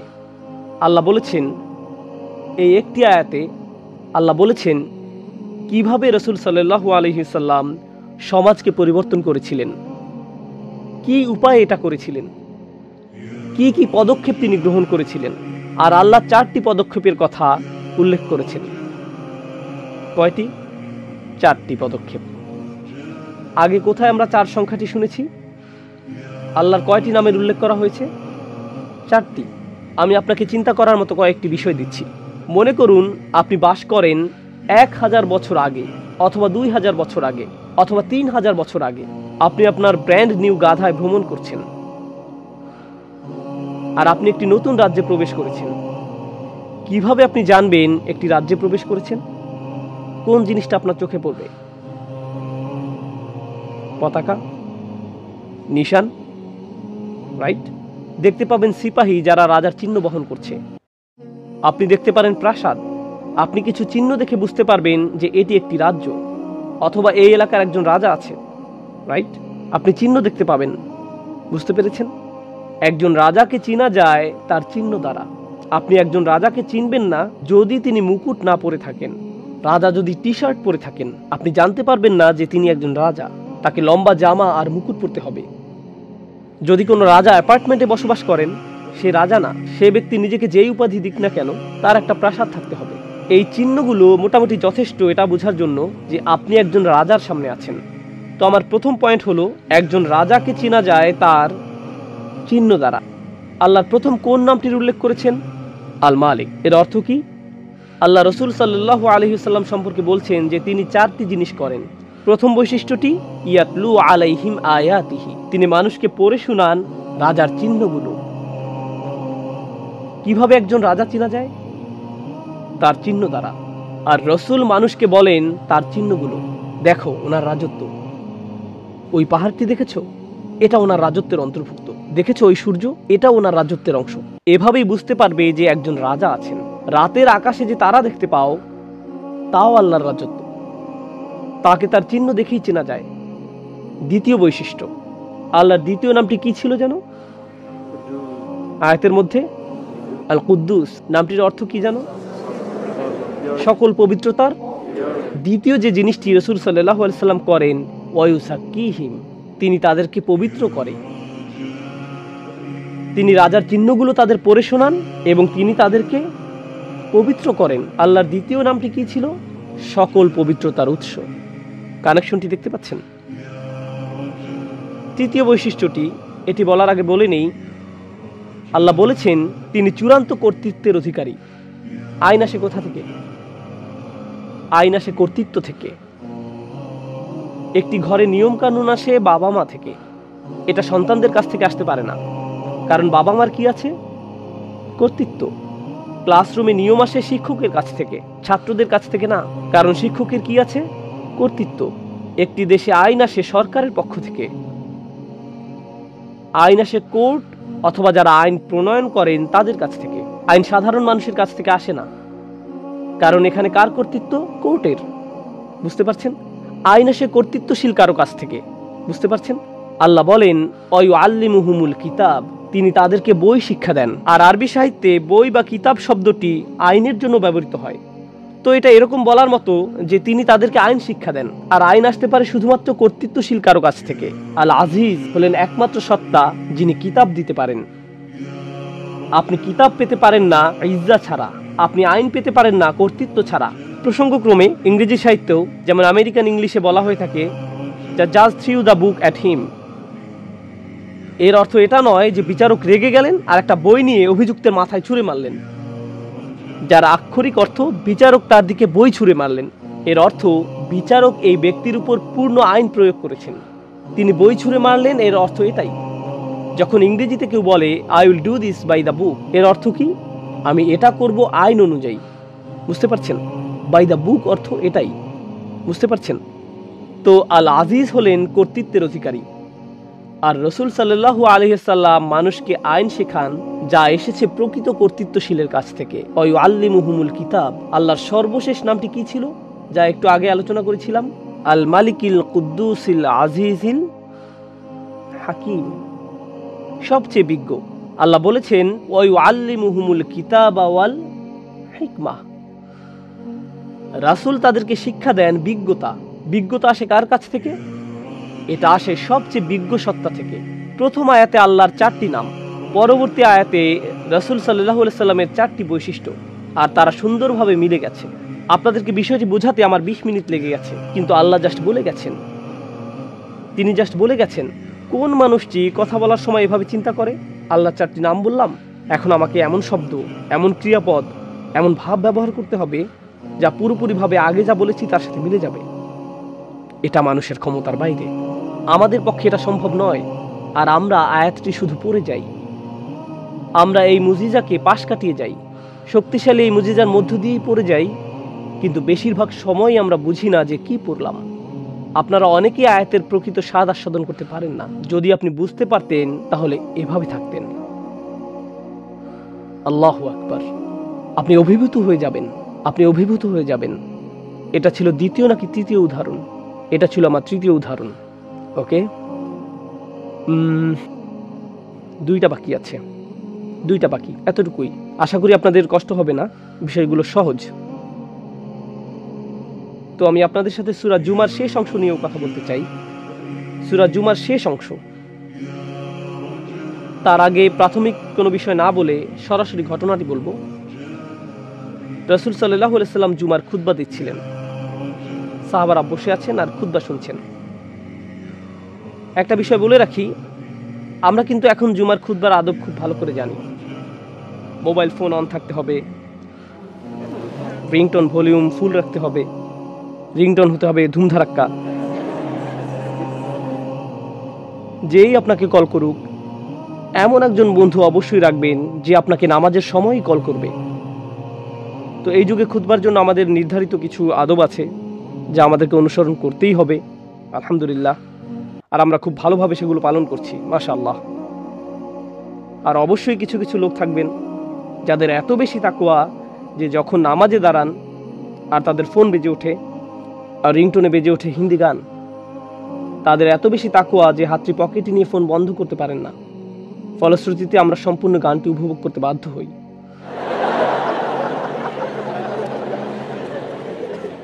বিশেষভাবে এটা উপভোগ করা যায় জোহর এবং আসরের নামাজে, যখন কিরাত পড়া হয় আস্তে, তখন আমরা হিন্দি গানগুলো খুব খুশি ও সহকারে শুনতে পারি। সেরা। তো আমরা খুতবার আদব জানি, অথবা কমপক্ষে আমাদের জানা উচিত। আমরা অবশ্যই সবার শেষে যাওয়ার চেষ্টা করবেন এমন সময় যেতে যাতে দ্বিতীয় রুকু ধরতে পারেন। ফলে আপনি অ্যাকাউন্টিংয়ের নীতি লাইফও লাস্ট ইন ফার্স্ট আউট নীতিটি অনুসরণ করতে পারবেন। এটাও নিশ্চিত করবেন যে আপনার গাড়িটি এমনভাবে পার্ক করবেন যাতে অন্য কেউ বের হতে না পারে। এগুলো হলো খুতবার নীতিমালা যা আপনাদেরকে অবশ্যই পালন করতেই হবে। মাশাআল্লাহ, আপনাদের সবারই নিয়মগুলো জানা আছে। তো যাই হোক, খুতবার প্রকৃত আদব তখনও নাজিল হয়নি যে আপনাকে মসজিদে বসতে হবে, কিছু সময় থাকতে হবে, খুতবা নামাজেরই অংশ। এই বিষয়গুলো তখনও নাজিল হয়নি, কিন্তু তবুও সাহাবারা বসতেন এবং খুতবা শুনতেন। তো বিষয় হলো, এই মুহূর্তে আমরা এই ফোরামে আছি, আর এই বিল্ডিংয়েই আরেকটি কনভেনশন চলছে। কনভেনশনের বিভিন্ন ধরন আছে, যেমন কম্পিউটার কনভেনশন, কার এক্সপো, টেকনোলজি এক্সপো। আমি থাকি টেক্সাসে, সেখানে হয় বন্দুক এক্সপো। আসলেই হয় বন্দুক এক্সপো, অসাধারণ দেখতে, বড় বড় সাইনবোর্ড লেখা গান এক্সপো, পাশেই এক্সিট। এটা দেখে আপনি হয়তো দ্রুত গাড়ি চালিয়ে চলে যেতে বাধ্য হবেন। যাই হোক, যখন এ ধরনের এক্সপো হয় তখন অনেক মানুষ সেখানে যায় ব্যবসায়িক উদ্দেশ্যে, তাই না? সেখানে গিয়ে তারা তাদের ট্রেড বুথ খুলবে, বিভিন্ন ধরনের ব্যবসার সাথে পরিচিত হবে, কিছু লেনদেন করবে। এজন্যই তারা সেখানে যায়। এছাড়াও একটা বড় সংখ্যক মানুষ কেন সেখানে যায়? শুধু একটু ঘোরার জন্য। হেই, একটা কার এক্সপো চলছে, চলো ঘুরে আসি। আমি একটা ফেরারি গাড়িতে বসে দেখতে চাই, একটা সেলফি তোলো, একটা ছবি তোলো, তাই না? কিছু মানুষ ব্যবসার উদ্দেশ্যে সেখানে যায় না। কেন যায় তারা? সেলফি, ঘোরাঘুরি, এজন্যই তারা যায়। তো মদিনাতেও কখনো কখনো এরকম এক্সপো হতো, আগের যুগের বাণিজ্য এক্সপো। তো রসুল সাল্লাল্লাহু আলাইহি ওয়াসাল্লাম খুতবা দিচ্ছিলেন, সাহাবারা বসেছিলেন, আর এরকম একটা বাণিজ্য এক্সপো শহর ত্যাগ করছিল। ব্যবসায়ীদের জন্য সেই বাণিজ্য এক্সপো ধরাটা খুবই গুরুত্বপূর্ণ, কারণ যদি তারা মিস করে এই সুযোগ হয়তো পরবর্তী 2-3 বছরেও পাওয়া যাবে না। ফলে তারা ব্যবসায়িকভাবে অনেক ক্ষতিগ্রস্ত হতে পারে। আর খুতবার মধ্যে এই কিছু ব্যবসায়ী বসেছিলেন। তো তারা চিন্তা করলেন, হাতে এখনো সময় আছে, এখনো নামাজ শুরু হয়নি, আমি যাই, গিয়ে দ্রুত কিছু কেনাকাটা করে আসি, কারণ এটা চলে যাচ্ছিল, এরপর দ্রুত ফিরে আসব। তো তারা খুতবা ছেড়ে সেখানে গেলেন। এখন তারা যখন গেলেন, তারা কি গেলেন ব্যবসার জন্য নাকি মজা করার জন্য? ব্যবসা। কিন্তু মানুষ যখন ব্যবসায়ের জন্য সেখানে যায়, আর এই ধরনের এক্সপোগুলো সাধারণত হয় সুন্দর, রঙিন, আর হতে পারে একটা হাতিও আছে বা এই জাতীয় কিছু। তখনকার দিনের কথা বলছি। এই যুগে থাকে চমৎকার কালার, পোস্টার, লাইট, অনেক মানুষ একসাথে। তো এটা দেখতে আকর্ষণীয়। আর আপনি যদি ব্যবসায়ী নাও হন, দেখি তো কি হচ্ছে, এই চলো ঘুরে আসি। তো আপনি যখন কয়েকজন ব্যবসায়ীকে উঠে যেতে দেখেন, আর আপনি সেই অপদার্থদের মধ্যে একজন যারা উচ্চ মাধ্যমিক শ্রেণীর ছাত্র, দুষ্টামি করলাম, মজা করলাম, তখন আপনি বলেন আমি ব্যবসা না করি, কিন্তু সেখানে বেশ জমে উঠেছে, চলো ঘুরে আসি, দ্রুত চলে আসবো। তো প্রথম দিকে কিছু মানুষ যায় ব্যবসায়িক উদ্দেশ্যে, আর কিছু মানুষ যায় বিনোদনের জন্য। তারা যায় বিনোদনের জন্য। এখন আয়াতটি শুনুন। আল্লাহ বলেছেন, ওয়া ইযা রাআউ তিজারাতান আও লাহওয়ান ইনফাদ্দু ইলাইহা ওয়া তারাকুকা কাইমা।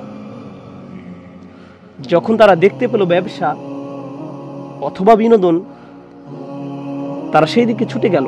তারা খুতবা ত্যাগ করলো এবং সেই দিকে ছুটে গেল, আর তারা আপনাকে দাঁড়ানো অবস্থায় রেখে গেল। ওয়া তারাকুকা কাইমা। কোনটি প্রথমে এসেছে, ব্যবসা নাকি বিনোদন? প্রথমে উল্লেখ করা হয়েছে ব্যবসা, কারণ যারা প্রথমে উঠে গিয়েছিল তারা বিনোদনের জন্য যায়নি, তারা গিয়েছিল ব্যবসার জন্য। তারা চিন্তা করলো সুযোগ হাতছাড়া হয়ে যেতে পারে, তো তারা চলে গেল। ওকে, এখন শুনুন, কুল মা ইনদাল্লাহি, একই আয়াতে কুল মা ইনদাল্লাহি খায়রুম মিনাল লাহওয়ি ওয়া মিনাত তিজারা। এখানে বিপরীত, আল্লাহ ধারাবাহিকতাকে উল্টে দিয়েছেন। তিনি বলেছেন আল্লাহর কাছে যা আছে তা বিনোদন এবং ব্যবসার চেয়ে উত্তম। আল্লাহু খায়রুর রাযিকিন, আর আল্লাহ হলেন সর্বোত্তম রিজিকদাতা। আল্লাহ একই আয়াতের মধ্যে এই ধারাবাহিকতা পরিবর্তন করলেন। প্রথমে তিনি বললেন তারা দেখলো ব্যবসা অথবা বিনোদন, পরে তিনি বললেন আল্লাহর কাছে যা আছে তা বিনোদন এবং ব্যবসার চেয়ে উত্তম। এখন প্রশ্ন হলো, কেন আল্লাহ ধারাবাহিকতায় পরিবর্তন আনলেন?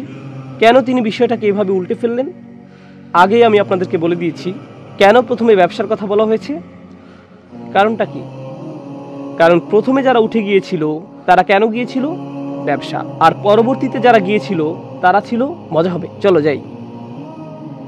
কিন্তু এরপর আল্লাহ আর সেই এক্সপো নিয়ে বলছেন না। আয়াতের পরবর্তী অংশ হলো মুসলিম জীবনের নীতিমালা নিয়ে। এক্সপো সম্পর্কিত অংশটি শেষ। এখন আল্লাহ আমাদেরকে শিক্ষা দিচ্ছেন সমগ্র জীবন নিয়ে, সেই অভিজ্ঞতার আলোকে।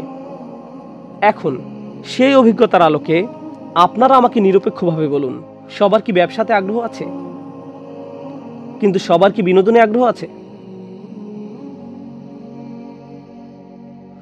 ব্যবসায় সবার আগ্রহ নেই, কিন্তু সবাই কোনো না কোনোভাবে বিনোদন দ্বারা বিভ্রান্ত হয়। তো কোন বিষয়টি ব্যাপক সমস্যা? তো আল্লাহ যখন মূল সমস্যার কথা বলছেন, যা আপনাকে আল্লাহর স্মরণ থেকে বিরত রাখবে, কোনটি তিনি প্রথমে উল্লেখ করেছেন? এইবার প্রথমে বিনোদন। তিনি বলেছেন কুল মা ইনদাল্লাহি খায়রুম মিনাল লাহওয়ি ওয়া মিনাত তিজারা। সাথে সাথে ব্যবসাও। আল্লাহু খায়রুর রাযিকিন, আর আল্লাহ সর্বোত্তম রিজিকদাতা। যেহেতু এই প্রসঙ্গে আছি, আমি আপনাদের সাথে চমৎকার এই আয়াতটির ব্যাপারে আরো কিছু বিষয় শেয়ার করতে চাই। আপনারা ধারাবাহিকতার পার্থক্যের বিষয়টা বুঝতে পারছেন? সংক্ষেপে আরও কয়েকটি বিষয়। বিনোদন যে বিভ্রান্ত করে এই বিষয়ে আমার একটা কাজ ছিল যাকে বলা হয় চ্যাপেলেন্সি। আমি একটা ইউনিভার্সিটিতে পড়তাম। আমার কাজের অন্তর্ভুক্ত ছিল ক্যাম্পাসে মুসলিম ছাত্রদেরকে হেল্প করা, কখনো কখনো জুমার নামাজে ইমামতি করা। পুরো ক্যাম্পাসে ৬-৭ জন মুসলিম ছাত্র ছিল। আমি জুমার নামাজ পড়তে নির্ধারিত রুমে যেতাম। কখনো কখনো নামাজের সময় কাউকেই পেতাম না। আর আমাকে এই ছাত্রদেরকে কল করতে হতো, করিম আমি নামাজের রুমে, আজকে জুমা। হ্যাঁ ওকে, আমি এখন আসলেই বিজি। তুমি কি করছো? গেম খেলছি। ভাই আজকে জুমা। ওকে ওকে ওকে ঠিক আছে, আসরের আগে আমি চলে আসব। মাধ্যমিক শ্রেণীর ছাত্র, যারা পৃথিবীর সবচেয়ে উপকারী সম্পদ।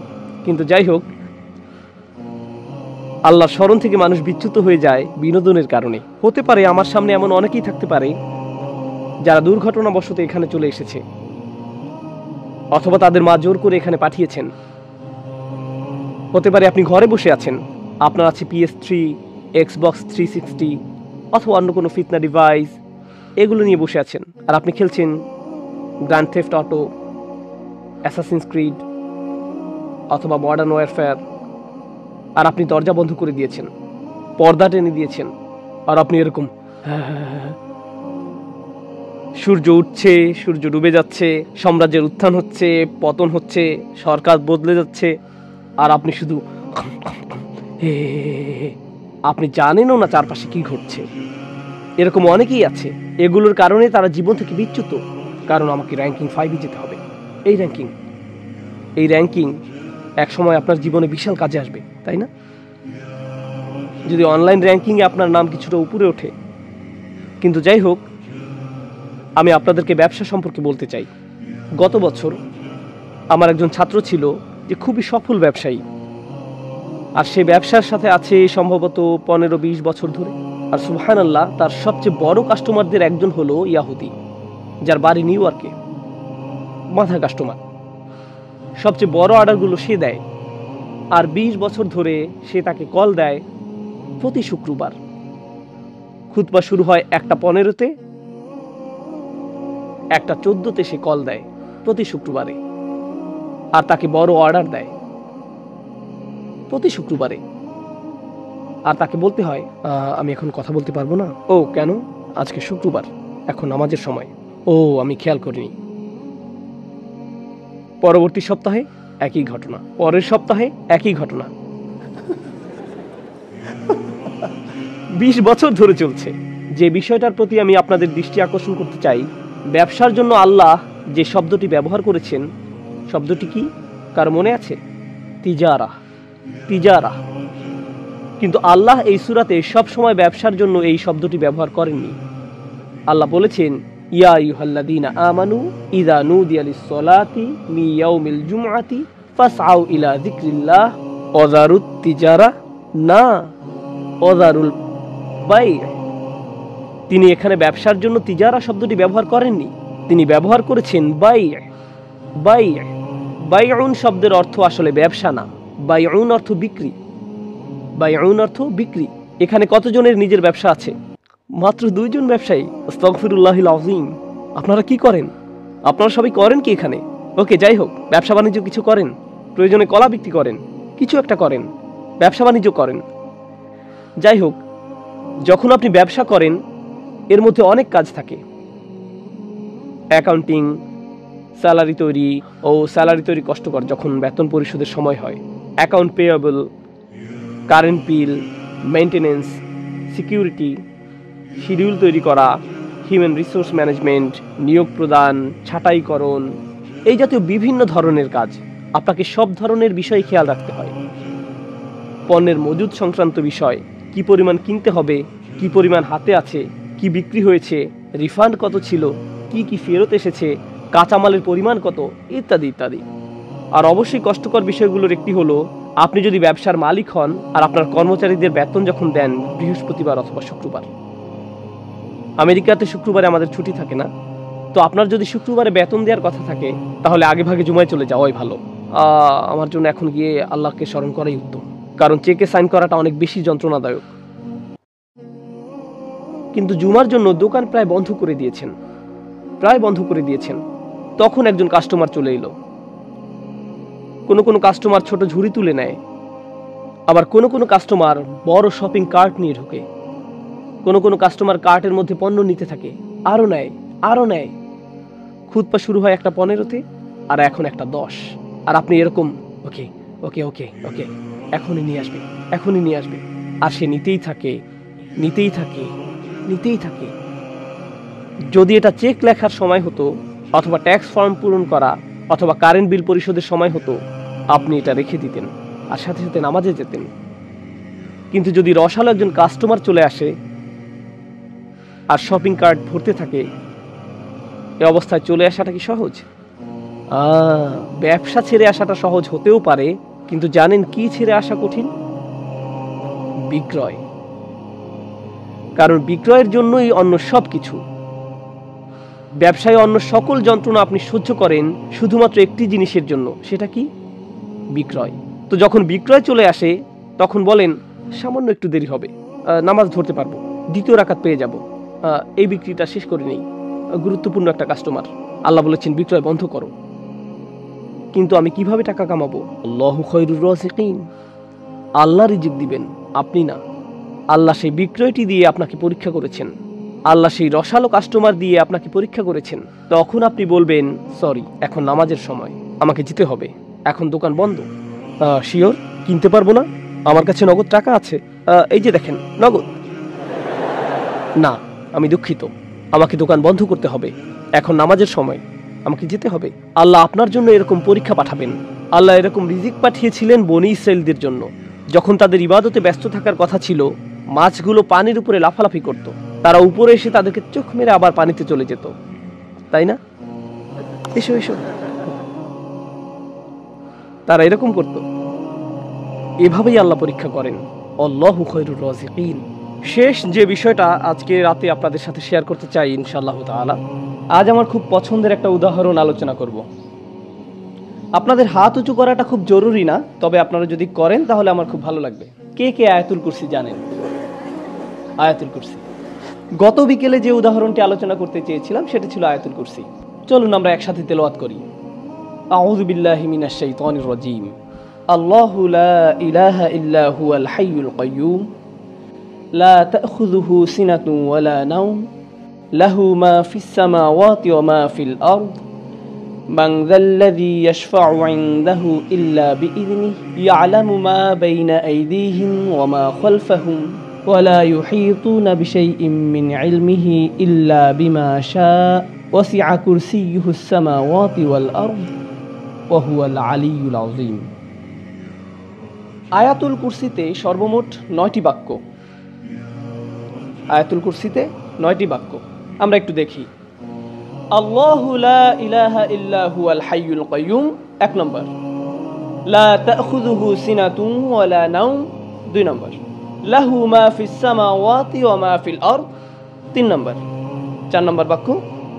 মান যাল্লাযী ইয়াশফা'ু 'ইনদাহু ইল্লা বিইযনিহি 4 নম্বর। ইয়া'লামু মা বাইনা আইদিহিম ওয়া মা খালফাহুম 5 নম্বর। এরপর ওয়ালা ইউহীতুনা বিশাইইন মিন ইলমিহি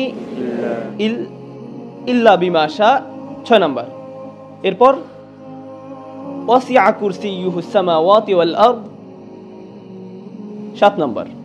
ওয়ালা ইয়াউদুহু হিফযুহুমা 8 নম্বর। ওয়া হুয়াল আলিয়্যুল আযীম 9 নম্বর। 9টি বাক্য। প্রথম বাক্য আল্লাহু লা ইলাহা ইল্লা হুয়াল হাইয়ুল কাইয়্যুম, একটা চমৎকার বাক্য যেটি শেষ হয়েছে আল্লাহর দুটি নাম দিয়ে। কি সে দুটি? আল হাইয়্যু, আল কাইয়্যুম, চিরঞ্জীব এবং সবকিছুর উৎস। পৃথিবীর সবকিছু সৃষ্টি করেছেন এবং নিয়ন্ত্রণ করছেন তিনি। বিস্ময়কর হলো শেষ বাক্য।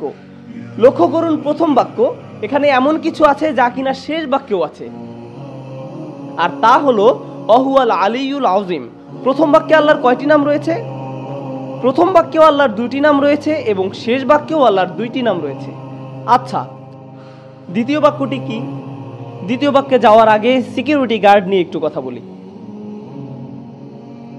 সিকিউরিটি গার্ডের চাকরিটা খুব কঠিন। ব্রিটিশ সিকিউরিটি গার্ড দেখেছেন, অদ্ভুত টুপি পরা, মাথায় রসের হাড়ির মতো, খুব কঠিন। এই দায়িত্ব যদি আপনাদেরকে দেয়া হয়,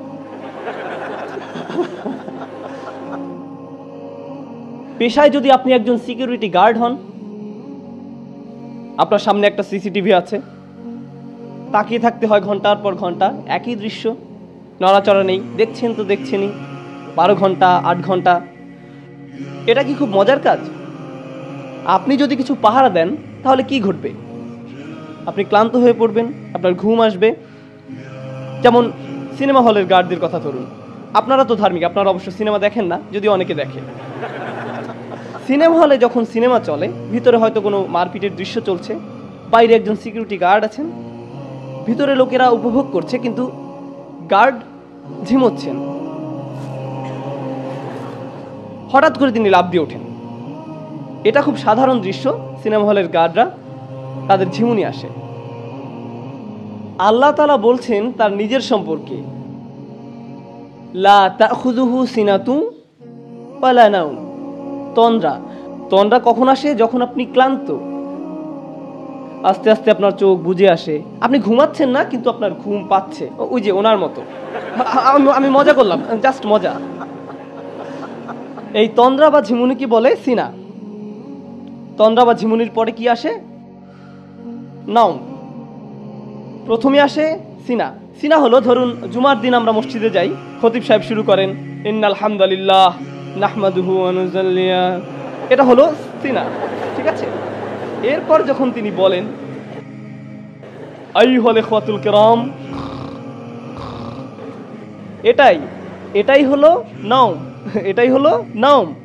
এই হলো মূল পার্থক্য সিনা এবং নাওমের মধ্যে, তন্দ্রা এবং ঘুমের মধ্যে। এই হলো দ্বিতীয় বাক্য, যেখানে বলা হচ্ছে তন্দ্রা আর ঘুম আল্লাহকে স্পর্শ করে না। মানুষ ক্লান্ত হয়, তাই তার তন্দ্রা আসে এবং এক সময় সে ঘুমিয়েও পড়ে। আবার অনেক সময় আমরা বলি না না না আমি ঘুমাইনি, এমনি একটু চোখ বন্ধ করে রেখেছি, এখনই উঠে পড়ব, কিন্তু দেখতে দেখতে ঘুম, একদমই খবর নেই। ওকে, এই হলো ব্যাপার। সিনা বা তন্দ্রা নিয়ে আমার খুব ভালোই অভিজ্ঞতা আছে, কারণ পেশায় আমি একজন শিক্ষক। সুতরাং আপনিও যদি শিক্ষকতা করেন, তাহলে আপনার ঘুম বিদ্যা বা ঘুম বিজ্ঞানের উপরে মোটামুটি একটা পিএইচডি হয়ে যাবে, কারণ সামনে থেকে আপনি সব ছাত্রের চেহারা দেখতে পান। মেটাল ডিটেক্টর দিয়ে মানুষের শরীর চেক করতে দেখেছেন নিশ্চয়ই, সেভাবে ছাত্রদের ব্রেনও আপনি চেক করতে পারবেন, ক্লাসের ফাঁকে ফাঁকে মাঝে মাঝে মাথাটা একটু উপর নিচ করে নিলেন।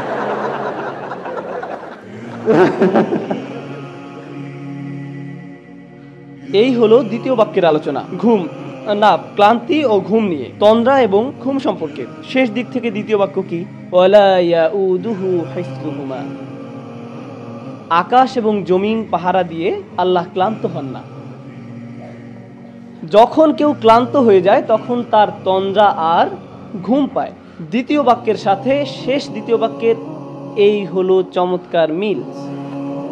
লা তাখুযুহু সিনাতুন ওয়ালা নাওম ওয়ালা ইয়াউদুহু হিফযুহুমা। আল্লাহ বলছেন লাহু মা ফিস সামাওয়াতি ওয়া মা ফিল আরদ। আসমান এবং জমিনে যা কিছু আছে সব তিনি নিয়ন্ত্রণ করেন।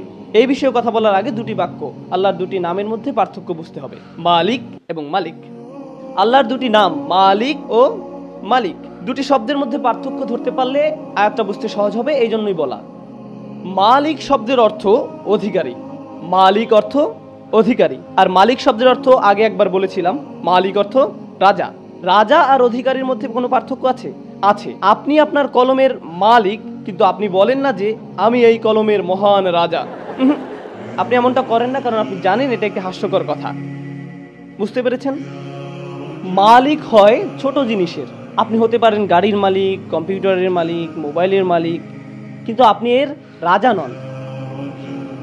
রাজত্ব শব্দ ব্যবহার হয় বড় কিছু বোঝাতে। এখানে আরেকটা সমস্যা, মালিকানা ব্যবহার হয় সম্পত্তির ক্ষেত্রে, এর ব্যবহার সম্পত্তির ক্ষেত্রে, কিন্তু রাজত্ব এমন নয়। আপনারা জানেন রাজা একখণ্ড জমি বা একটা গাছের উপর রাজা নন, তিনি একটি ভূখণ্ডের বসবাসকারী মানুষের রাজা। রাজত্ব একটা দেশের মানুষকে নিয়ন্ত্রণ করার জন্য, আর মালিকানা ব্যবহৃত হয় সম্পদের জন্য। দুইটা ভিন্ন জিনিস। এখন আল্লাহ বলছেন লাহু মা ফিস সামাওয়াতি ওয়া মা ফিল আরদ, আকাশ জমিনে যা কিছু আছে সবকিছুর মালিক তিনি। এখানে কিসের কথা বলা হয়েছে? মালিকানার কথা। এই বাক্যটা মালিকানা সম্পর্কিত, আর মালিকানা হয় ছোট জিনিসের। তার মানে প্রত্যেকটা ক্ষুদ্র জিনিসের মালিক আল্লাহ। ওকে, শেষ দিকে 3 নম্বর বাক্যটি কি কারো মনে আছে?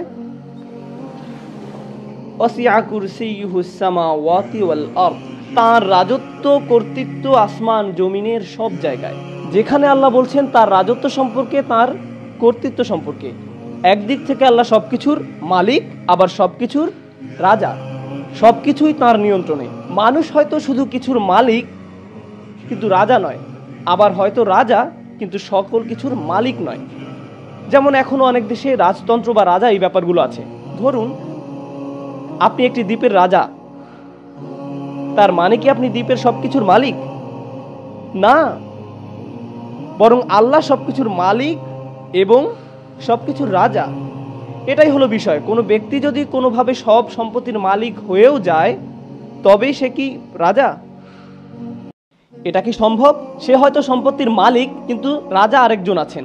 আপনি হয়তো সব সম্পত্তির মালিক কিন্তু আপনার উপর রাজত্ব করছেন আরেকজন, অথবা আপনার রাজত্ব আছে কিন্তু সব সম্পত্তির মালিক আপনি নন। কিন্তু আল্লাহর দুটোই আছে। আল্লাহ একই সাথে মালিক এবং মালিক। আল্লাহ তার মালিকানার কথা বলছেন এভাবে, লাহু মা ফিস সামাওয়াতি ওয়া মা ফিল আরদ, তৃতীয় বাক্য। আর তার রাজত্বের কথা বলছেন ওয়াসিআ কুরসিয়ুহুস সামাওয়াতি ওয়াল আরদ। আচ্ছা, এবার চতুর্থ বাক্য কি? পিছন থেকে পড়ে আসি। আল্লাহু লা ইলাহা ইল্লা হুয়াল হাইয়ুল কাইয়্যুম লা তাখুযুহু সিনাতুন ওয়া লা নাওম লাহু মা ফিস সামাওয়াতি ওয়া মা ফিল আরদ। এরপর মান যাল্লাযী ইয়াশফাউ ইনদাহু ইল্লা বিইযনিহি, আল্লাহ বলছেন কে আছে তার কাছে তার অনুমতি ছাড়া শাফায়াত করবে। লক্ষ্য করুন, শাফা কি? শাফা শব্দের সহজ অর্থ হলো মধ্যস্থতা। আরো সহজ করে বললে শাফা মানে কারো মাধ্যমে যোগাযোগ করা। আরো সহজ করে বললে শাফা মানে কারো মাধ্যমে সুপারিশ করা। শাফা মানে আপনি চাকরি হারাতে বসেছেন, কিন্তু আপনার চাচা বা মামা ম্যানেজার, তিনি বললেন না না না না না, সে থাক, সে ভালো, তাকে রাখা যায়, সে ভালো। এটাই হলো শাফা। কিয়ামতের দিন যখন আমরা চরম বিপদগ্রস্ত থাকবো, তখন কেউ একজন এসে বলবেন না না না না, সে থাক, সে আমার সাথে, তার জন্য সহজ করুন।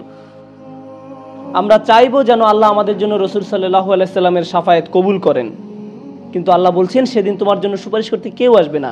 তোমার চাচা, তোমার ভাই, তোমার বাবা, তোমার মা, অফিসের বস, কেউ না। কেউ বলবে না আল্লাহ সে ভালো, সে থাক।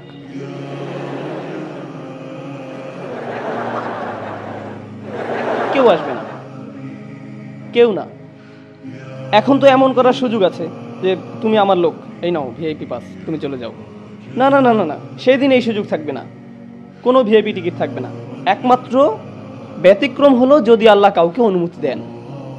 সুতরাং এই বাক্যে বলা হচ্ছে কারো কোনো ক্ষমতা নেই সুপারিশ করার যতক্ষণ না আল্লাহ তাকে অনুমতি দেন। কেউই সুপারিশ করতে পারবে না, কিন্তু একটু ব্যতিক্রম আছে। সেই ব্যতিক্রমটাই হচ্ছে গুরুত্বপূর্ণ। সেই ব্যতিক্রমটা হলো কি? যদি আল্লাহ অনুমতি দেন। বুঝা গেল? আচ্ছা, ওয়ালা ইউহিতুনা বিশাইইম মিন ইলমিহি, তারা কিছুই জানে না, তারা তার জ্ঞানের পরিধির কিছুই জানে না, ইল্লা ছাড়া, বিমা শা। চতুর্থ এবং ষষ্ঠ বাক্য দুটোই হলো আল্লাহর ঘোষণা এবং ব্যতিক্রম হিসাবে তার দেয়া সুযোগ সম্পর্কে। তার ঘোষণা হলো কারো সুপারিশ করার ক্ষমতা নেই, কিন্তু ব্যতিক্রম হলো যাকে আল্লাহ অনুমতি দেন। তাদের কোনো জ্ঞান নেই, কিন্তু ব্যতিক্রম হলো যাকে তিনি জ্ঞান দিতে চান সে। অন্যথায় তারা কিছুই জানে না। ওয়ালা ইউহিতুনা বিশাইইম মিন ইলমিহি ইল্লা বিমা শা। চতুর্থ আর ষষ্ঠ বাক্যের এই হলো চমৎকার মিল। প্রথম আর নবম বাক্য, দ্বিতীয় আর অষ্টম, তৃতীয় আর সপ্তম, চতুর্থ আর ষষ্ঠ। কি বাকি আছে? মধ্যের বাক্য। তিনি বলছেন ইয়ালামু মা বাইনা আইদিহিম ওয়া মা খালফাহুম। তিনি বলছেন তিনি মানুষের সামনে এবং পেছনে যা আছে সব জানেন। তিনি জানেন আয়াতের পেছনে যা ছিল এবং সামনে যা আছে। তিনি আয়াতের মাঝখানে এই বাক্যটা দিলেন আর বলছেন সামনে পেছনে যা আছে আমি জানি। কে এভাবে বলতে পারেন? কে পারেন? সুবহানাল্লাহ। এভাবেই আল্লাহ তার কথা বলেন, এভাবেই আল্লাহ তার বক্তব্য তুলে ধরেছেন। কেন আমরা বুঝতে পারি না? সমস্যাটা কোথায়? কারণ আমরা কোরআনকে একটা সাধারণ বইয়ের মতো পড়ে যাই, আমরা একটা সাধারণ লেখার মতো পড়ে যাই। আমরা গণনা করি 1 2 3 4 5 6 7 8 9। সাহাবাইকের আমরা কি এমনটা করেছেন?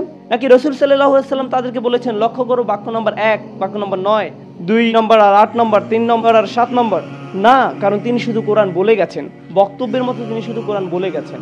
আজ আমরা এটা দেখতে পাই যখন সাহাবাইকে আমরা এটা লিখে গেছেন। কোরআন সকল বক্তব্যের চেয়ে সম্পূর্ণ নির্ভুল, এমনকি এটা বক্তব্য হওয়া সত্ত্বেও। আর কখন ভুল হওয়ার সম্ভাবনা বেশি থাকে? কিছু লিখলে না বললে। একবার কিছু লিখে ফেললে আর সেটা ফেরানোর উপায় নেই। যেমন ইউটিউবে একবার কিছু আপ করে ফেললে যা হয় আর কি। ধরুন যদি আপনি কাউকে একটা খারাপ মেইল লিখলেন, এরপর পাঠানোর আগে ভাবলেন এটা পাঠানো ঠিক হবে কিনা, এরপর ঈদ মোবারক লিখে পাঠিয়ে দিলেন।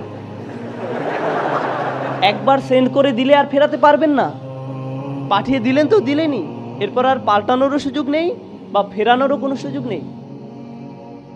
আল্লাহ সুবহানাহু ওয়া তাআলা কোরআনকে লিখিত অবস্থায় নাজিল করেননি, তিনি এটা বক্তব্য আকারে নাজিল করেছেন। এটা বক্তব্য আকারে নাজিল করেছেন। আপনারা জানেন আমি ভাষাবিদদের সাথে কথা বলেছিলাম, অমুসলিম ভাষাবিদ। তারা এটা বিশ্বাস করতে অস্বীকার করেছে যে কোরআন বক্তব্য। তারা অস্বীকার করেছে, বলেছে অবশ্যই এটা লিখিত। আমি বললাম হ্যাঁ এটা লিখিত, তবে পৃথিবীতে না, এটা লাউহে মাহফুজে লিখিত আছে। কিন্তু রাসূলুল্লাহ সাল্লাল্লাহু আলাইহি সাল্লামের উপর নাজিল হয়েছে বক্তব্য আকারে। যে এটা শুনবে সে বিশ্বাস করতে বাধ্য যে এটা মানুষের বক্তব্য হতে পারে না। এমন একটা জিনিস যার জন্য প্রয়োজন গভীর চিন্তা শক্তি। আর আমি আশা করি আপনারা যতটুকু সম্ভব ভালো করে খেয়াল করবেন। একটা কনসেপ্ট আপনাদের সাথে শেয়ার করতে চাই, আর যদি ভালো মনে হয় আরও একটা উদাহরণ শেয়ার করতে পারি। আমার একটি প্রিয় উদাহরণ, কনসেপ্টটা আপনাদের সাথে শেয়ার করছি। ধরুন আমি একটা আর্টিকেল নিলাম তাকওয়ার উপর, অথবা ইমানের উপর, অথবা হাদিসের উপর, অথবা ইসলামের যে কোনো বিষয়ের উপর, আর মাইক নিয়ে আর্টিকেলটি পড়া শুরু করলাম। মুসলিম বিশ্বে কখনো কখনো লিখিত খুতবা দেয়া যায়। ইমাম দাঁড়িয়ে সেই লিখিত খুতবাটি পাঠ করেন। যদি আপনি ইমামকে নাও দেখতে পারেন, কারণ আপনি সেই অসাম মুসলিমদের একজন যারা সবার শেষে আসে এবং বাইরে জুতার পাশে বসে, রাইট? আর যদি ইমামকে না দেখতে পান, আপনি কি বুঝতে পারবেন যে ইমাম বক্তব্য দিচ্ছেন নাকি পাঠ করছেন? আপনি বুঝতে পারবেন ওনার টোন থেকে, আপনি বুঝতে পারবেন, কারণ কথাগুলো স্বাভাবিক শোনাচ্ছে না। কারণ লিখিত ভাষা খুবই ফর্মাল হয়, বাক্যগুলো লম্বা হয়। আমি যে এখন আপনাদের সাথে কথা বলছি, এই পর্যন্ত আমি অগণিত ব্যাকরণগত ভুল করেছি। আমি একই কথা বারবার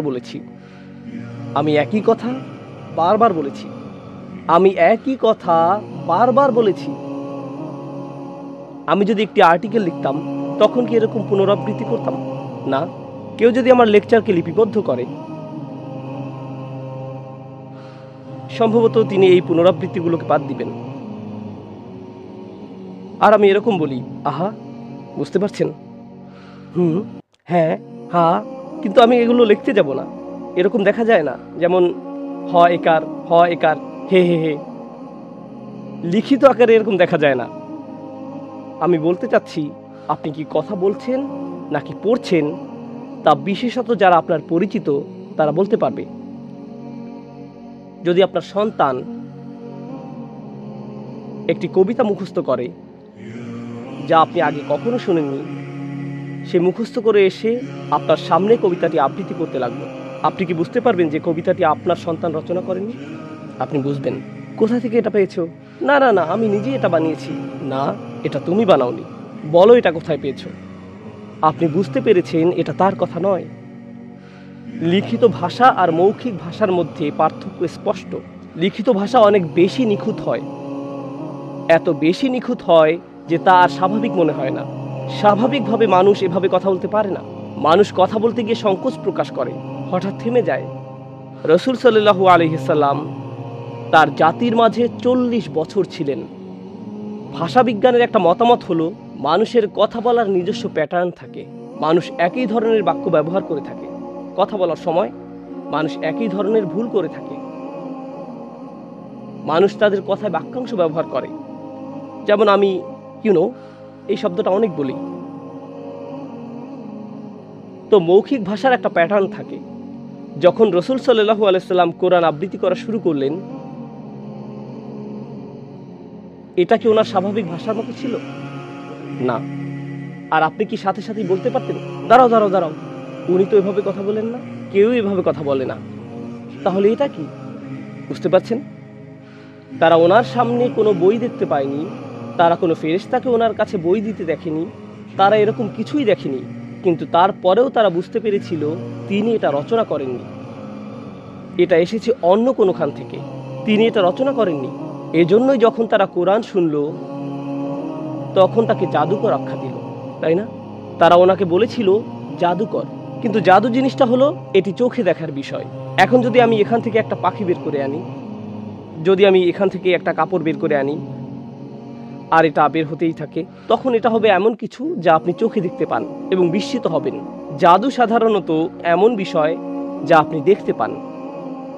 কুরাইশরা রাসূল সাল্লাল্লাহু আলাইহি সাল্লামকে জাদুকর বলেছিল এমন কিছুর জন্য না যা তারা দেখেছিল, বরং এমন কিছুর জন্য যা তারা শুনেছিল। এটা অদ্ভুত। তারা এতটাই অভিভূত হয়েছিল এই বাণী দ্বারা, যদিও তারা ঈমান আনেননি, কিন্তু তারা এটাকে জাদুর মতোই বিস্ময়কর হিসেবে উপস্থাপন করেছিল। আমরা মনে করি তারা ওনাকে জাদুকর বলার মাধ্যমে অপমান করেছিল, কিন্তু আসলে তারা নিজেরাও বুঝতে পারেনি যে এর মাধ্যমে তারা ঈমানের দাবির অর্ধেক স্বীকার করে নিয়েছে। কারণ যখন আপনি কোনো কিছুকে জাদু বলেন, আপনি কিছু একটা বিশ্বাস করেছেন। আপনি তখন বলছেন আমার কাছে এর যুক্তিসঙ্গত কোনো ব্যাখ্যা নেই, রহস্যময়, অস্বাভাবিক, অতিপ্রাকৃতিক কিছু একটা ঘটেছে যা বিজ্ঞান বা সাধারণ জ্ঞান দিয়ে বোঝা যায় না। এজন্যই আমি এটাকে কি বলবো? জাদু। ওকে, আপনি অর্ধেক মেনে নিয়েছেন। আপনি মেনেই নিয়েছেন যে এটা অদৃশ্য জগৎ থেকে এসেছে। আপনার এতটুকু অগ্রগতি হয়েছে। তো আশা করি এই কনসেপ্টটা নিয়ে আপনারা চিন্তা করবেন যখন নিজেরা কোরআন অধ্যয়ন করবেন। আশা করছি আবার যখন আমি আসব, যদিও এই ব্যাপারে সরকার কিছুই জানে না, সরকার বলতে আমার স্ত্রীকে বুঝিয়েছি, যদি হোম মিনিস্ট্রি থেকে অনুমোদন পাই তাহলে ইনশাআল্লাহ আগামী বছর আমরা এটাকে বলি ডোমেস্টিক ভিসা, পরিবারের কাছ থেকে যেটা পাওয়া যায়। তো যদি আমার আশা হয়, আমি আপনাদের সাথে পুরো সেমিনারটি করব। পুরো সেমিনারের বিষয় হলো আল্লাহ কেন একই কথা বারবার বলেছেন, সূরাগুলো কেন এভাবে সাজানো, ঘটনাগুলো কেন এখানে একটু ওখানে একটু এবং এখানে আরেকটু, নবীদের নাম দিয়ে আসলে কি বোঝায়, মূসা দিয়ে কি বোঝায়, ইব্রাহিম দিয়ে কি বোঝায়। এগুলো আরবি শব্দ নয়, এগুলো আরবি শব্দ নয়। এবং তাদের নামের মধ্যেও কি কোনো মুজিজা লুকিয়ে আছে? এর মধ্যেও কি মুজিজা আছে? সুবহানাল্লাহ। আরও কিছু প্রশ্ন আছে, যেমন কিছু কিছু মানুষ মনে করে যে কোরআনে ভুল আছে অথবা কোরআনে অসঙ্গতি আছে। নিয়ে আসুক, তাদের কি বলার আছে। আল্লাহ বলেছেন হাতু বুরহানাকুম, নিয়ে আসো তোমাদের প্রমাণ, নিয়ে আসো তোমাদের অভিযোগ, নিয়ে আসো তোমাদের সমালোচনা। আল্লাহ তাদেরকে আমন্ত্রণ জানিয়েছেন এর জন্য। তো যখন তারা আনে, আপনি তখন বলেন এই কুফফারগুলো এরা মনে করে কোরআনে অসঙ্গতি আছে। আরে ভাই, তারা তো সেটাই করছে যা আল্লাহ বলেছেন। ওয়েলকাম, নিয়ে আসুন, নিয়ে আসুন, আসুন শুনি আপনার কাছ থেকে, শুনি আপনার কি বলার আছে, তারপর আসুন উত্তর দেই, আসুন জবাব দেই। আমাদেরকে কখনোই সমালোচনার ভয় করা উচিত না। আমাদের গ্রন্থ এতটাই অসাধারণ যে আমাদের সমালোচনার ভয় করার দরকার নেই। এই গ্রন্থটিকে আমাদের ভালোবাসতেই হবে, আর এই গ্রন্থ নিয়ে আমাদের অত্যন্ত আত্মবিশ্বাসী হতে হবে। আমি আপনাদেরকে বলছি, এই বিষয়টি বিশেষভাবে এই কোর্সটি পড়ানোর জন্য আমি অত্যন্ত আগ্রহী, কারণ আমি নিজে উপকৃত হয়েছি। আপনার মধ্যে ঈমান রয়েছে, তবে হয়তো এর ধারণাটা আধ্যাত্মিক। যখন এই বিষয়গুলো জানবেন, তখন বুদ্ধির জগতেও ঈমান প্রভাব বিস্তার করবে। কোনো মানুষের দ্বারা এই মৌজিজা সম্ভব না, এটা অসম্ভব, এটা অসম্ভব। সর্বশেষ যে উদাহরণটি আপনাদের সাথে শেয়ার করছি, এটা কোরআনের মৌজিজা না, বরং সৌন্দর্য, কোরআনের একটি সৌন্দর্য। একবার আমি লিফটে ছিলাম এক লোকের সাথে, যে কিনা টেক্সাসের স্থানীয়। সে আমার দিকে তাকালো আর বুঝতে পারলো যে আমি একজন মুসলিম। সে আমাকে বলল, তুমি মুসলিম তাই না? আমি বললাম হ্যাঁ। তোমরা মুসলিমরা বেহেশতে গিয়ে কি পাবে? আমি হলাম লিফটে, আমার গন্তব্য চলে আসছে, এখন আমি তার সাথে জান্নাত নিয়ে দীর্ঘ আলোচনা করতে পারবো না। এই মুহূর্তে তাকে একটা বিষয় দিতে হবে। তো আমি বললাম ড্রিঙ্কস, তারপর চলে গেলাম।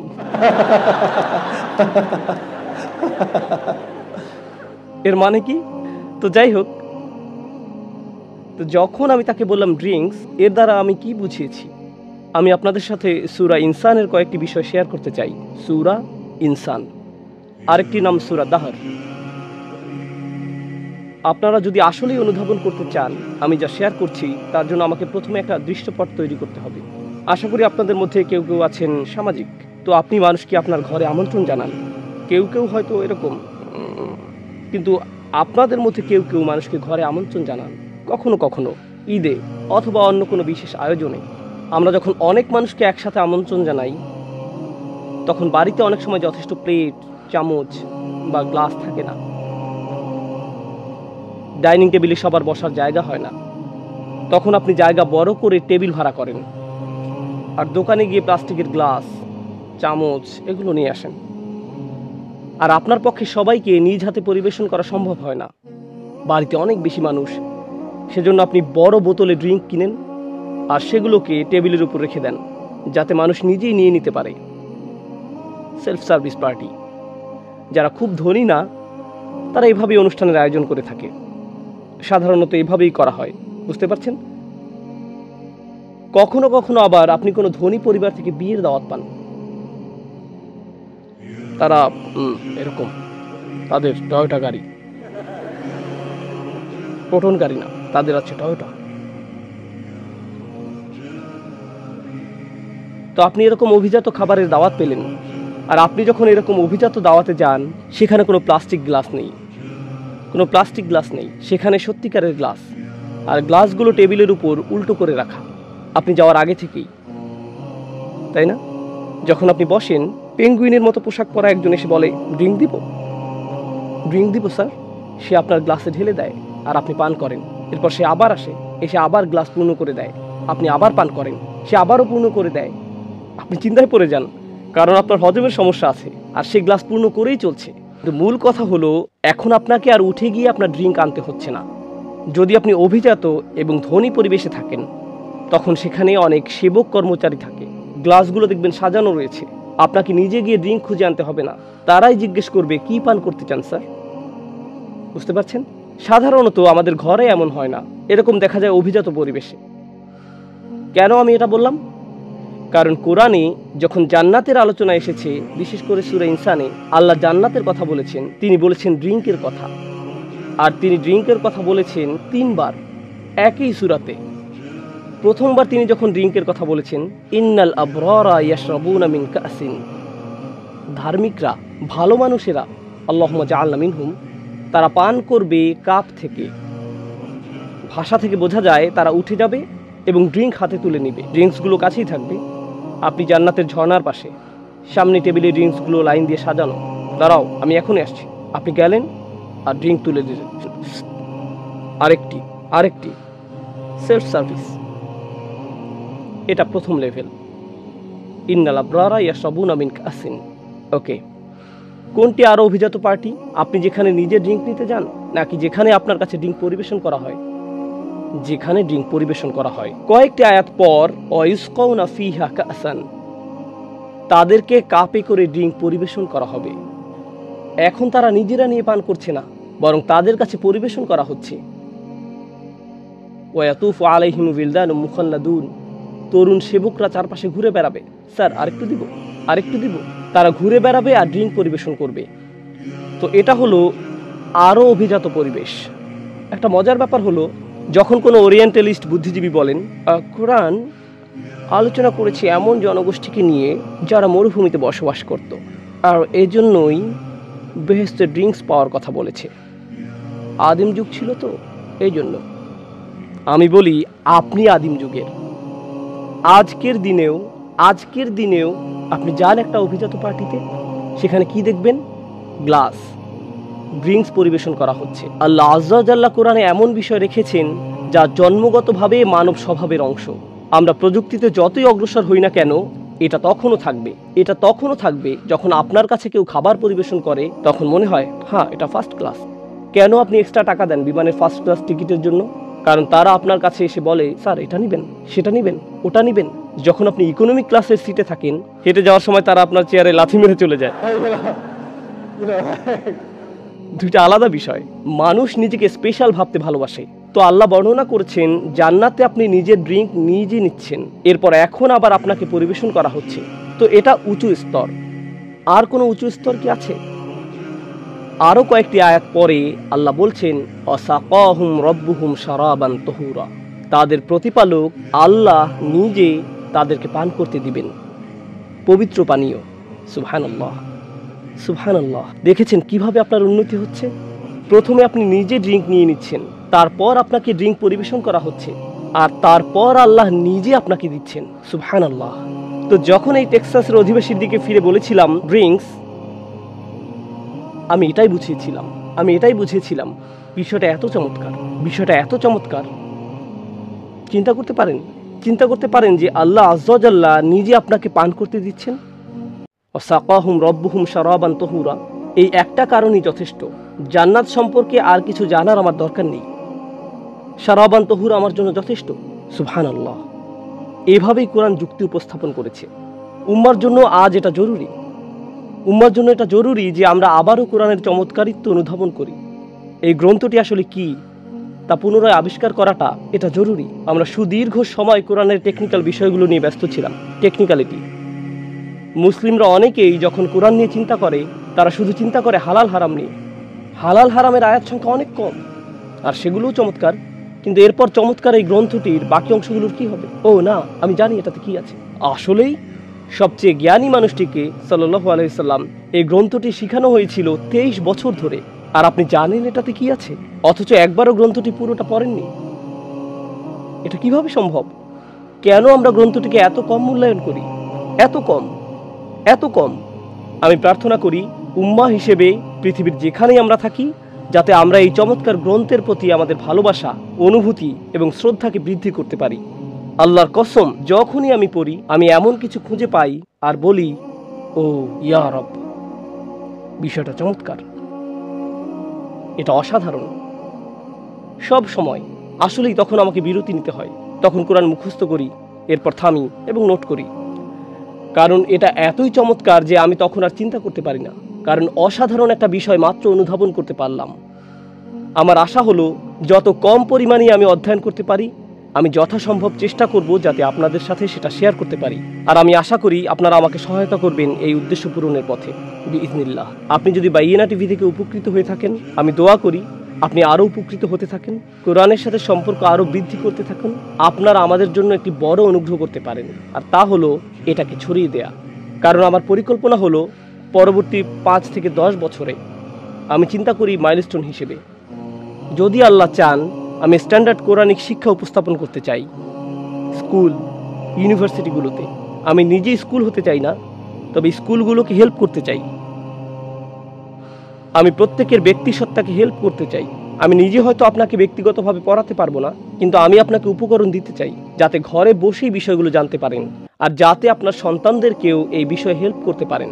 এটা করার এখনই আমাদের জন্য প্রকৃত সময়। তো এটাই ছিল সংক্ষিপ্ত মেসেজ যা আপনাদের সবার সাথে শেয়ার করতে চেয়েছিলাম। আমি আশা করি এই আলোচনা থেকে আপনি উপকৃত হয়েছেন, আর আপনাদেরকে অনেক অনেক ধন্যবাদ। মালয়েশিয়াতে এটাই আমার শেষ আলোচনা। আমি এবং আমার টিম আমরা পুরোপুরি বিনয়াবনত এবং সম্মানিত হয়েছি এখানে আসার কারণে। আর আমি খুবই আনন্দিত যে এখানে এই দেশে যে ভালো বিষয়গুলো হচ্ছে তা নিয়ে। আমি জানি সমস্যা সকল দেশেই আছে, আর আপনাদের দেশেও সমস্যা আছে, এতে কোনো সন্দেহ নেই। কিন্তু যে সম্ভাবনা এখানে রয়েছে, যে সম্ভাবনাগুলো এখানে রয়েছে, আমি আপনাদেরকে বলছি তা হলো অসাধারণ। সেগুলো সত্যি অসাধারণ। আর এজন্যই আপনাদের দায়িত্ব হলো বিশেষ কিছু করা এই দেশে, বিশেষত এই শহরে। কারণ আপনারা যখন এই শহরে কিছু করবেন, তা সারা দেশে ছড়িয়ে পড়বে।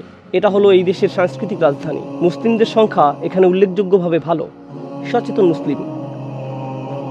মুসলিম যারা কৌতূহলী এবং প্রবল উৎসাহী, তাদের ধর্ম সম্পর্কে জানার ব্যাপারে। আপনার দিনকে হালকাভাবে নেবেন না, এটাকে হালকাভাবে নেবেন না। নিজেকে পুনরায় শিক্ষিত করুন, কোরআন নিয়ে আলোচনা আবারও শুরু করুন, নিজেকে পুনর্বিন্যাস করুন।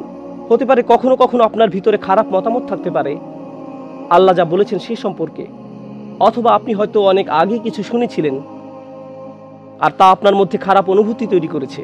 এটা অত্যন্ত দুঃখের বিষয় যে এত এত মানুষ আল্লাহর কিতাবের বিষয়ে এমন মেসেজ ছড়াচ্ছে যা ঘৃণায় পরিপূর্ণ, যা নিরাশায় ভরা। আমরা এরকম করতে পারি না। আমাদেরকে আশার বাণী ছড়াতে হবে। কোরআন আশার বাণী দিয়ে পরিপূর্ণ। আমি বাড়িয়ে বলছি না, যদি সিরিয়াসলি কোরআন অধ্যয়ন করেন আপনি আশায় পরিপূর্ণ হয়ে যাবেন। আপনি আশায় পরিপূর্ণ হয়ে যাবেন। আপনাদের মধ্যে কারোই এমন মনে করা উচিত না যে আপনি আল্লাহর কাছে মাফ চেয়ে দোয়া করেছেন আর এর পরেও দ্বিধান্বিত হয়ে থাকবেন এটা ভেবে যে আপনি ক্ষমা পাবেন কিনা। কোরআন আমাদেরকে গ্যারান্টি সহকারে উত্তর দেয়। কিভাবে জানবেন নিশ্চিতভাবে যে আপনি ক্ষমা পেয়েছেন? যদি আপনি আল্লাহর কাছে চান মন থেকে, কোনো সন্দেহ নেই যে আপনাকে ক্ষমা করা হয়েছে। এটা চূড়ান্ত, এটা অকাট্য সত্য।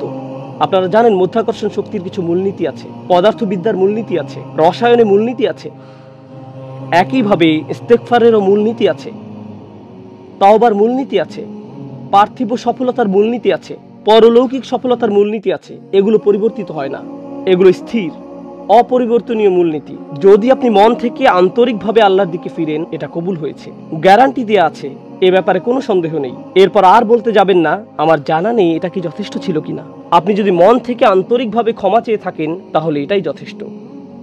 ভবিষ্যৎ নিয়ে চিন্তা করুন, অতীত নিয়ে আটকে থাকবেন না। আপনাদের অনেকেই সময় অপচয় করেছেন, দিন শিক্ষায় যথেষ্ট সময় ব্যয় করেননি। হতে পারে আপনি ব্যস্ত ছিলেন পার্থিব বিষয় নিয়ে। এই গ্রন্থটি যতটুকু মনোযোগ পাওয়ার যোগ্য তা আপনি দিতে পারেননি। তাতে কি? তা ছিল গতকাল। আল্লাহ আপনাকে আজকে নিঃশ্বাস নেয়ার এবং আগামীকাল ভালো কিছু করার সুযোগ দিয়েছেন। তাই এখনই পরিবর্তিত হয়ে যান, এখনই নিয়ত করে ফেলুন। এটা মনে করবেন না ও আমি বছরের পর বছর ধরে ব্যর্থ হয়েছি, কিছুই পরিবর্তন হবে না। না, তাহলে আপনার দাবি করা হবে যে আপনি ভবিষ্যৎ জানেন। শুধু আল্লাহ একমাত্র ভবিষ্যৎ জানেন। আপনি একমাত্র যা জানেন তা হলো অতীত। একমাত্র এটাই আপনি জানেন। আল্লাহ আপনাকে পরিবর্তন করে দিবেন, যেমনটি আপনি কখনোই কল্পনা করেননি। আমি এটুকু জানি আমার ব্যাপারে, তাই আপনার ব্যাপারেও আমি এটা জানি। আল্লাহ মানুষকে পরিবর্তন করে দিতে পারেন যখন সে নিয়ত করে।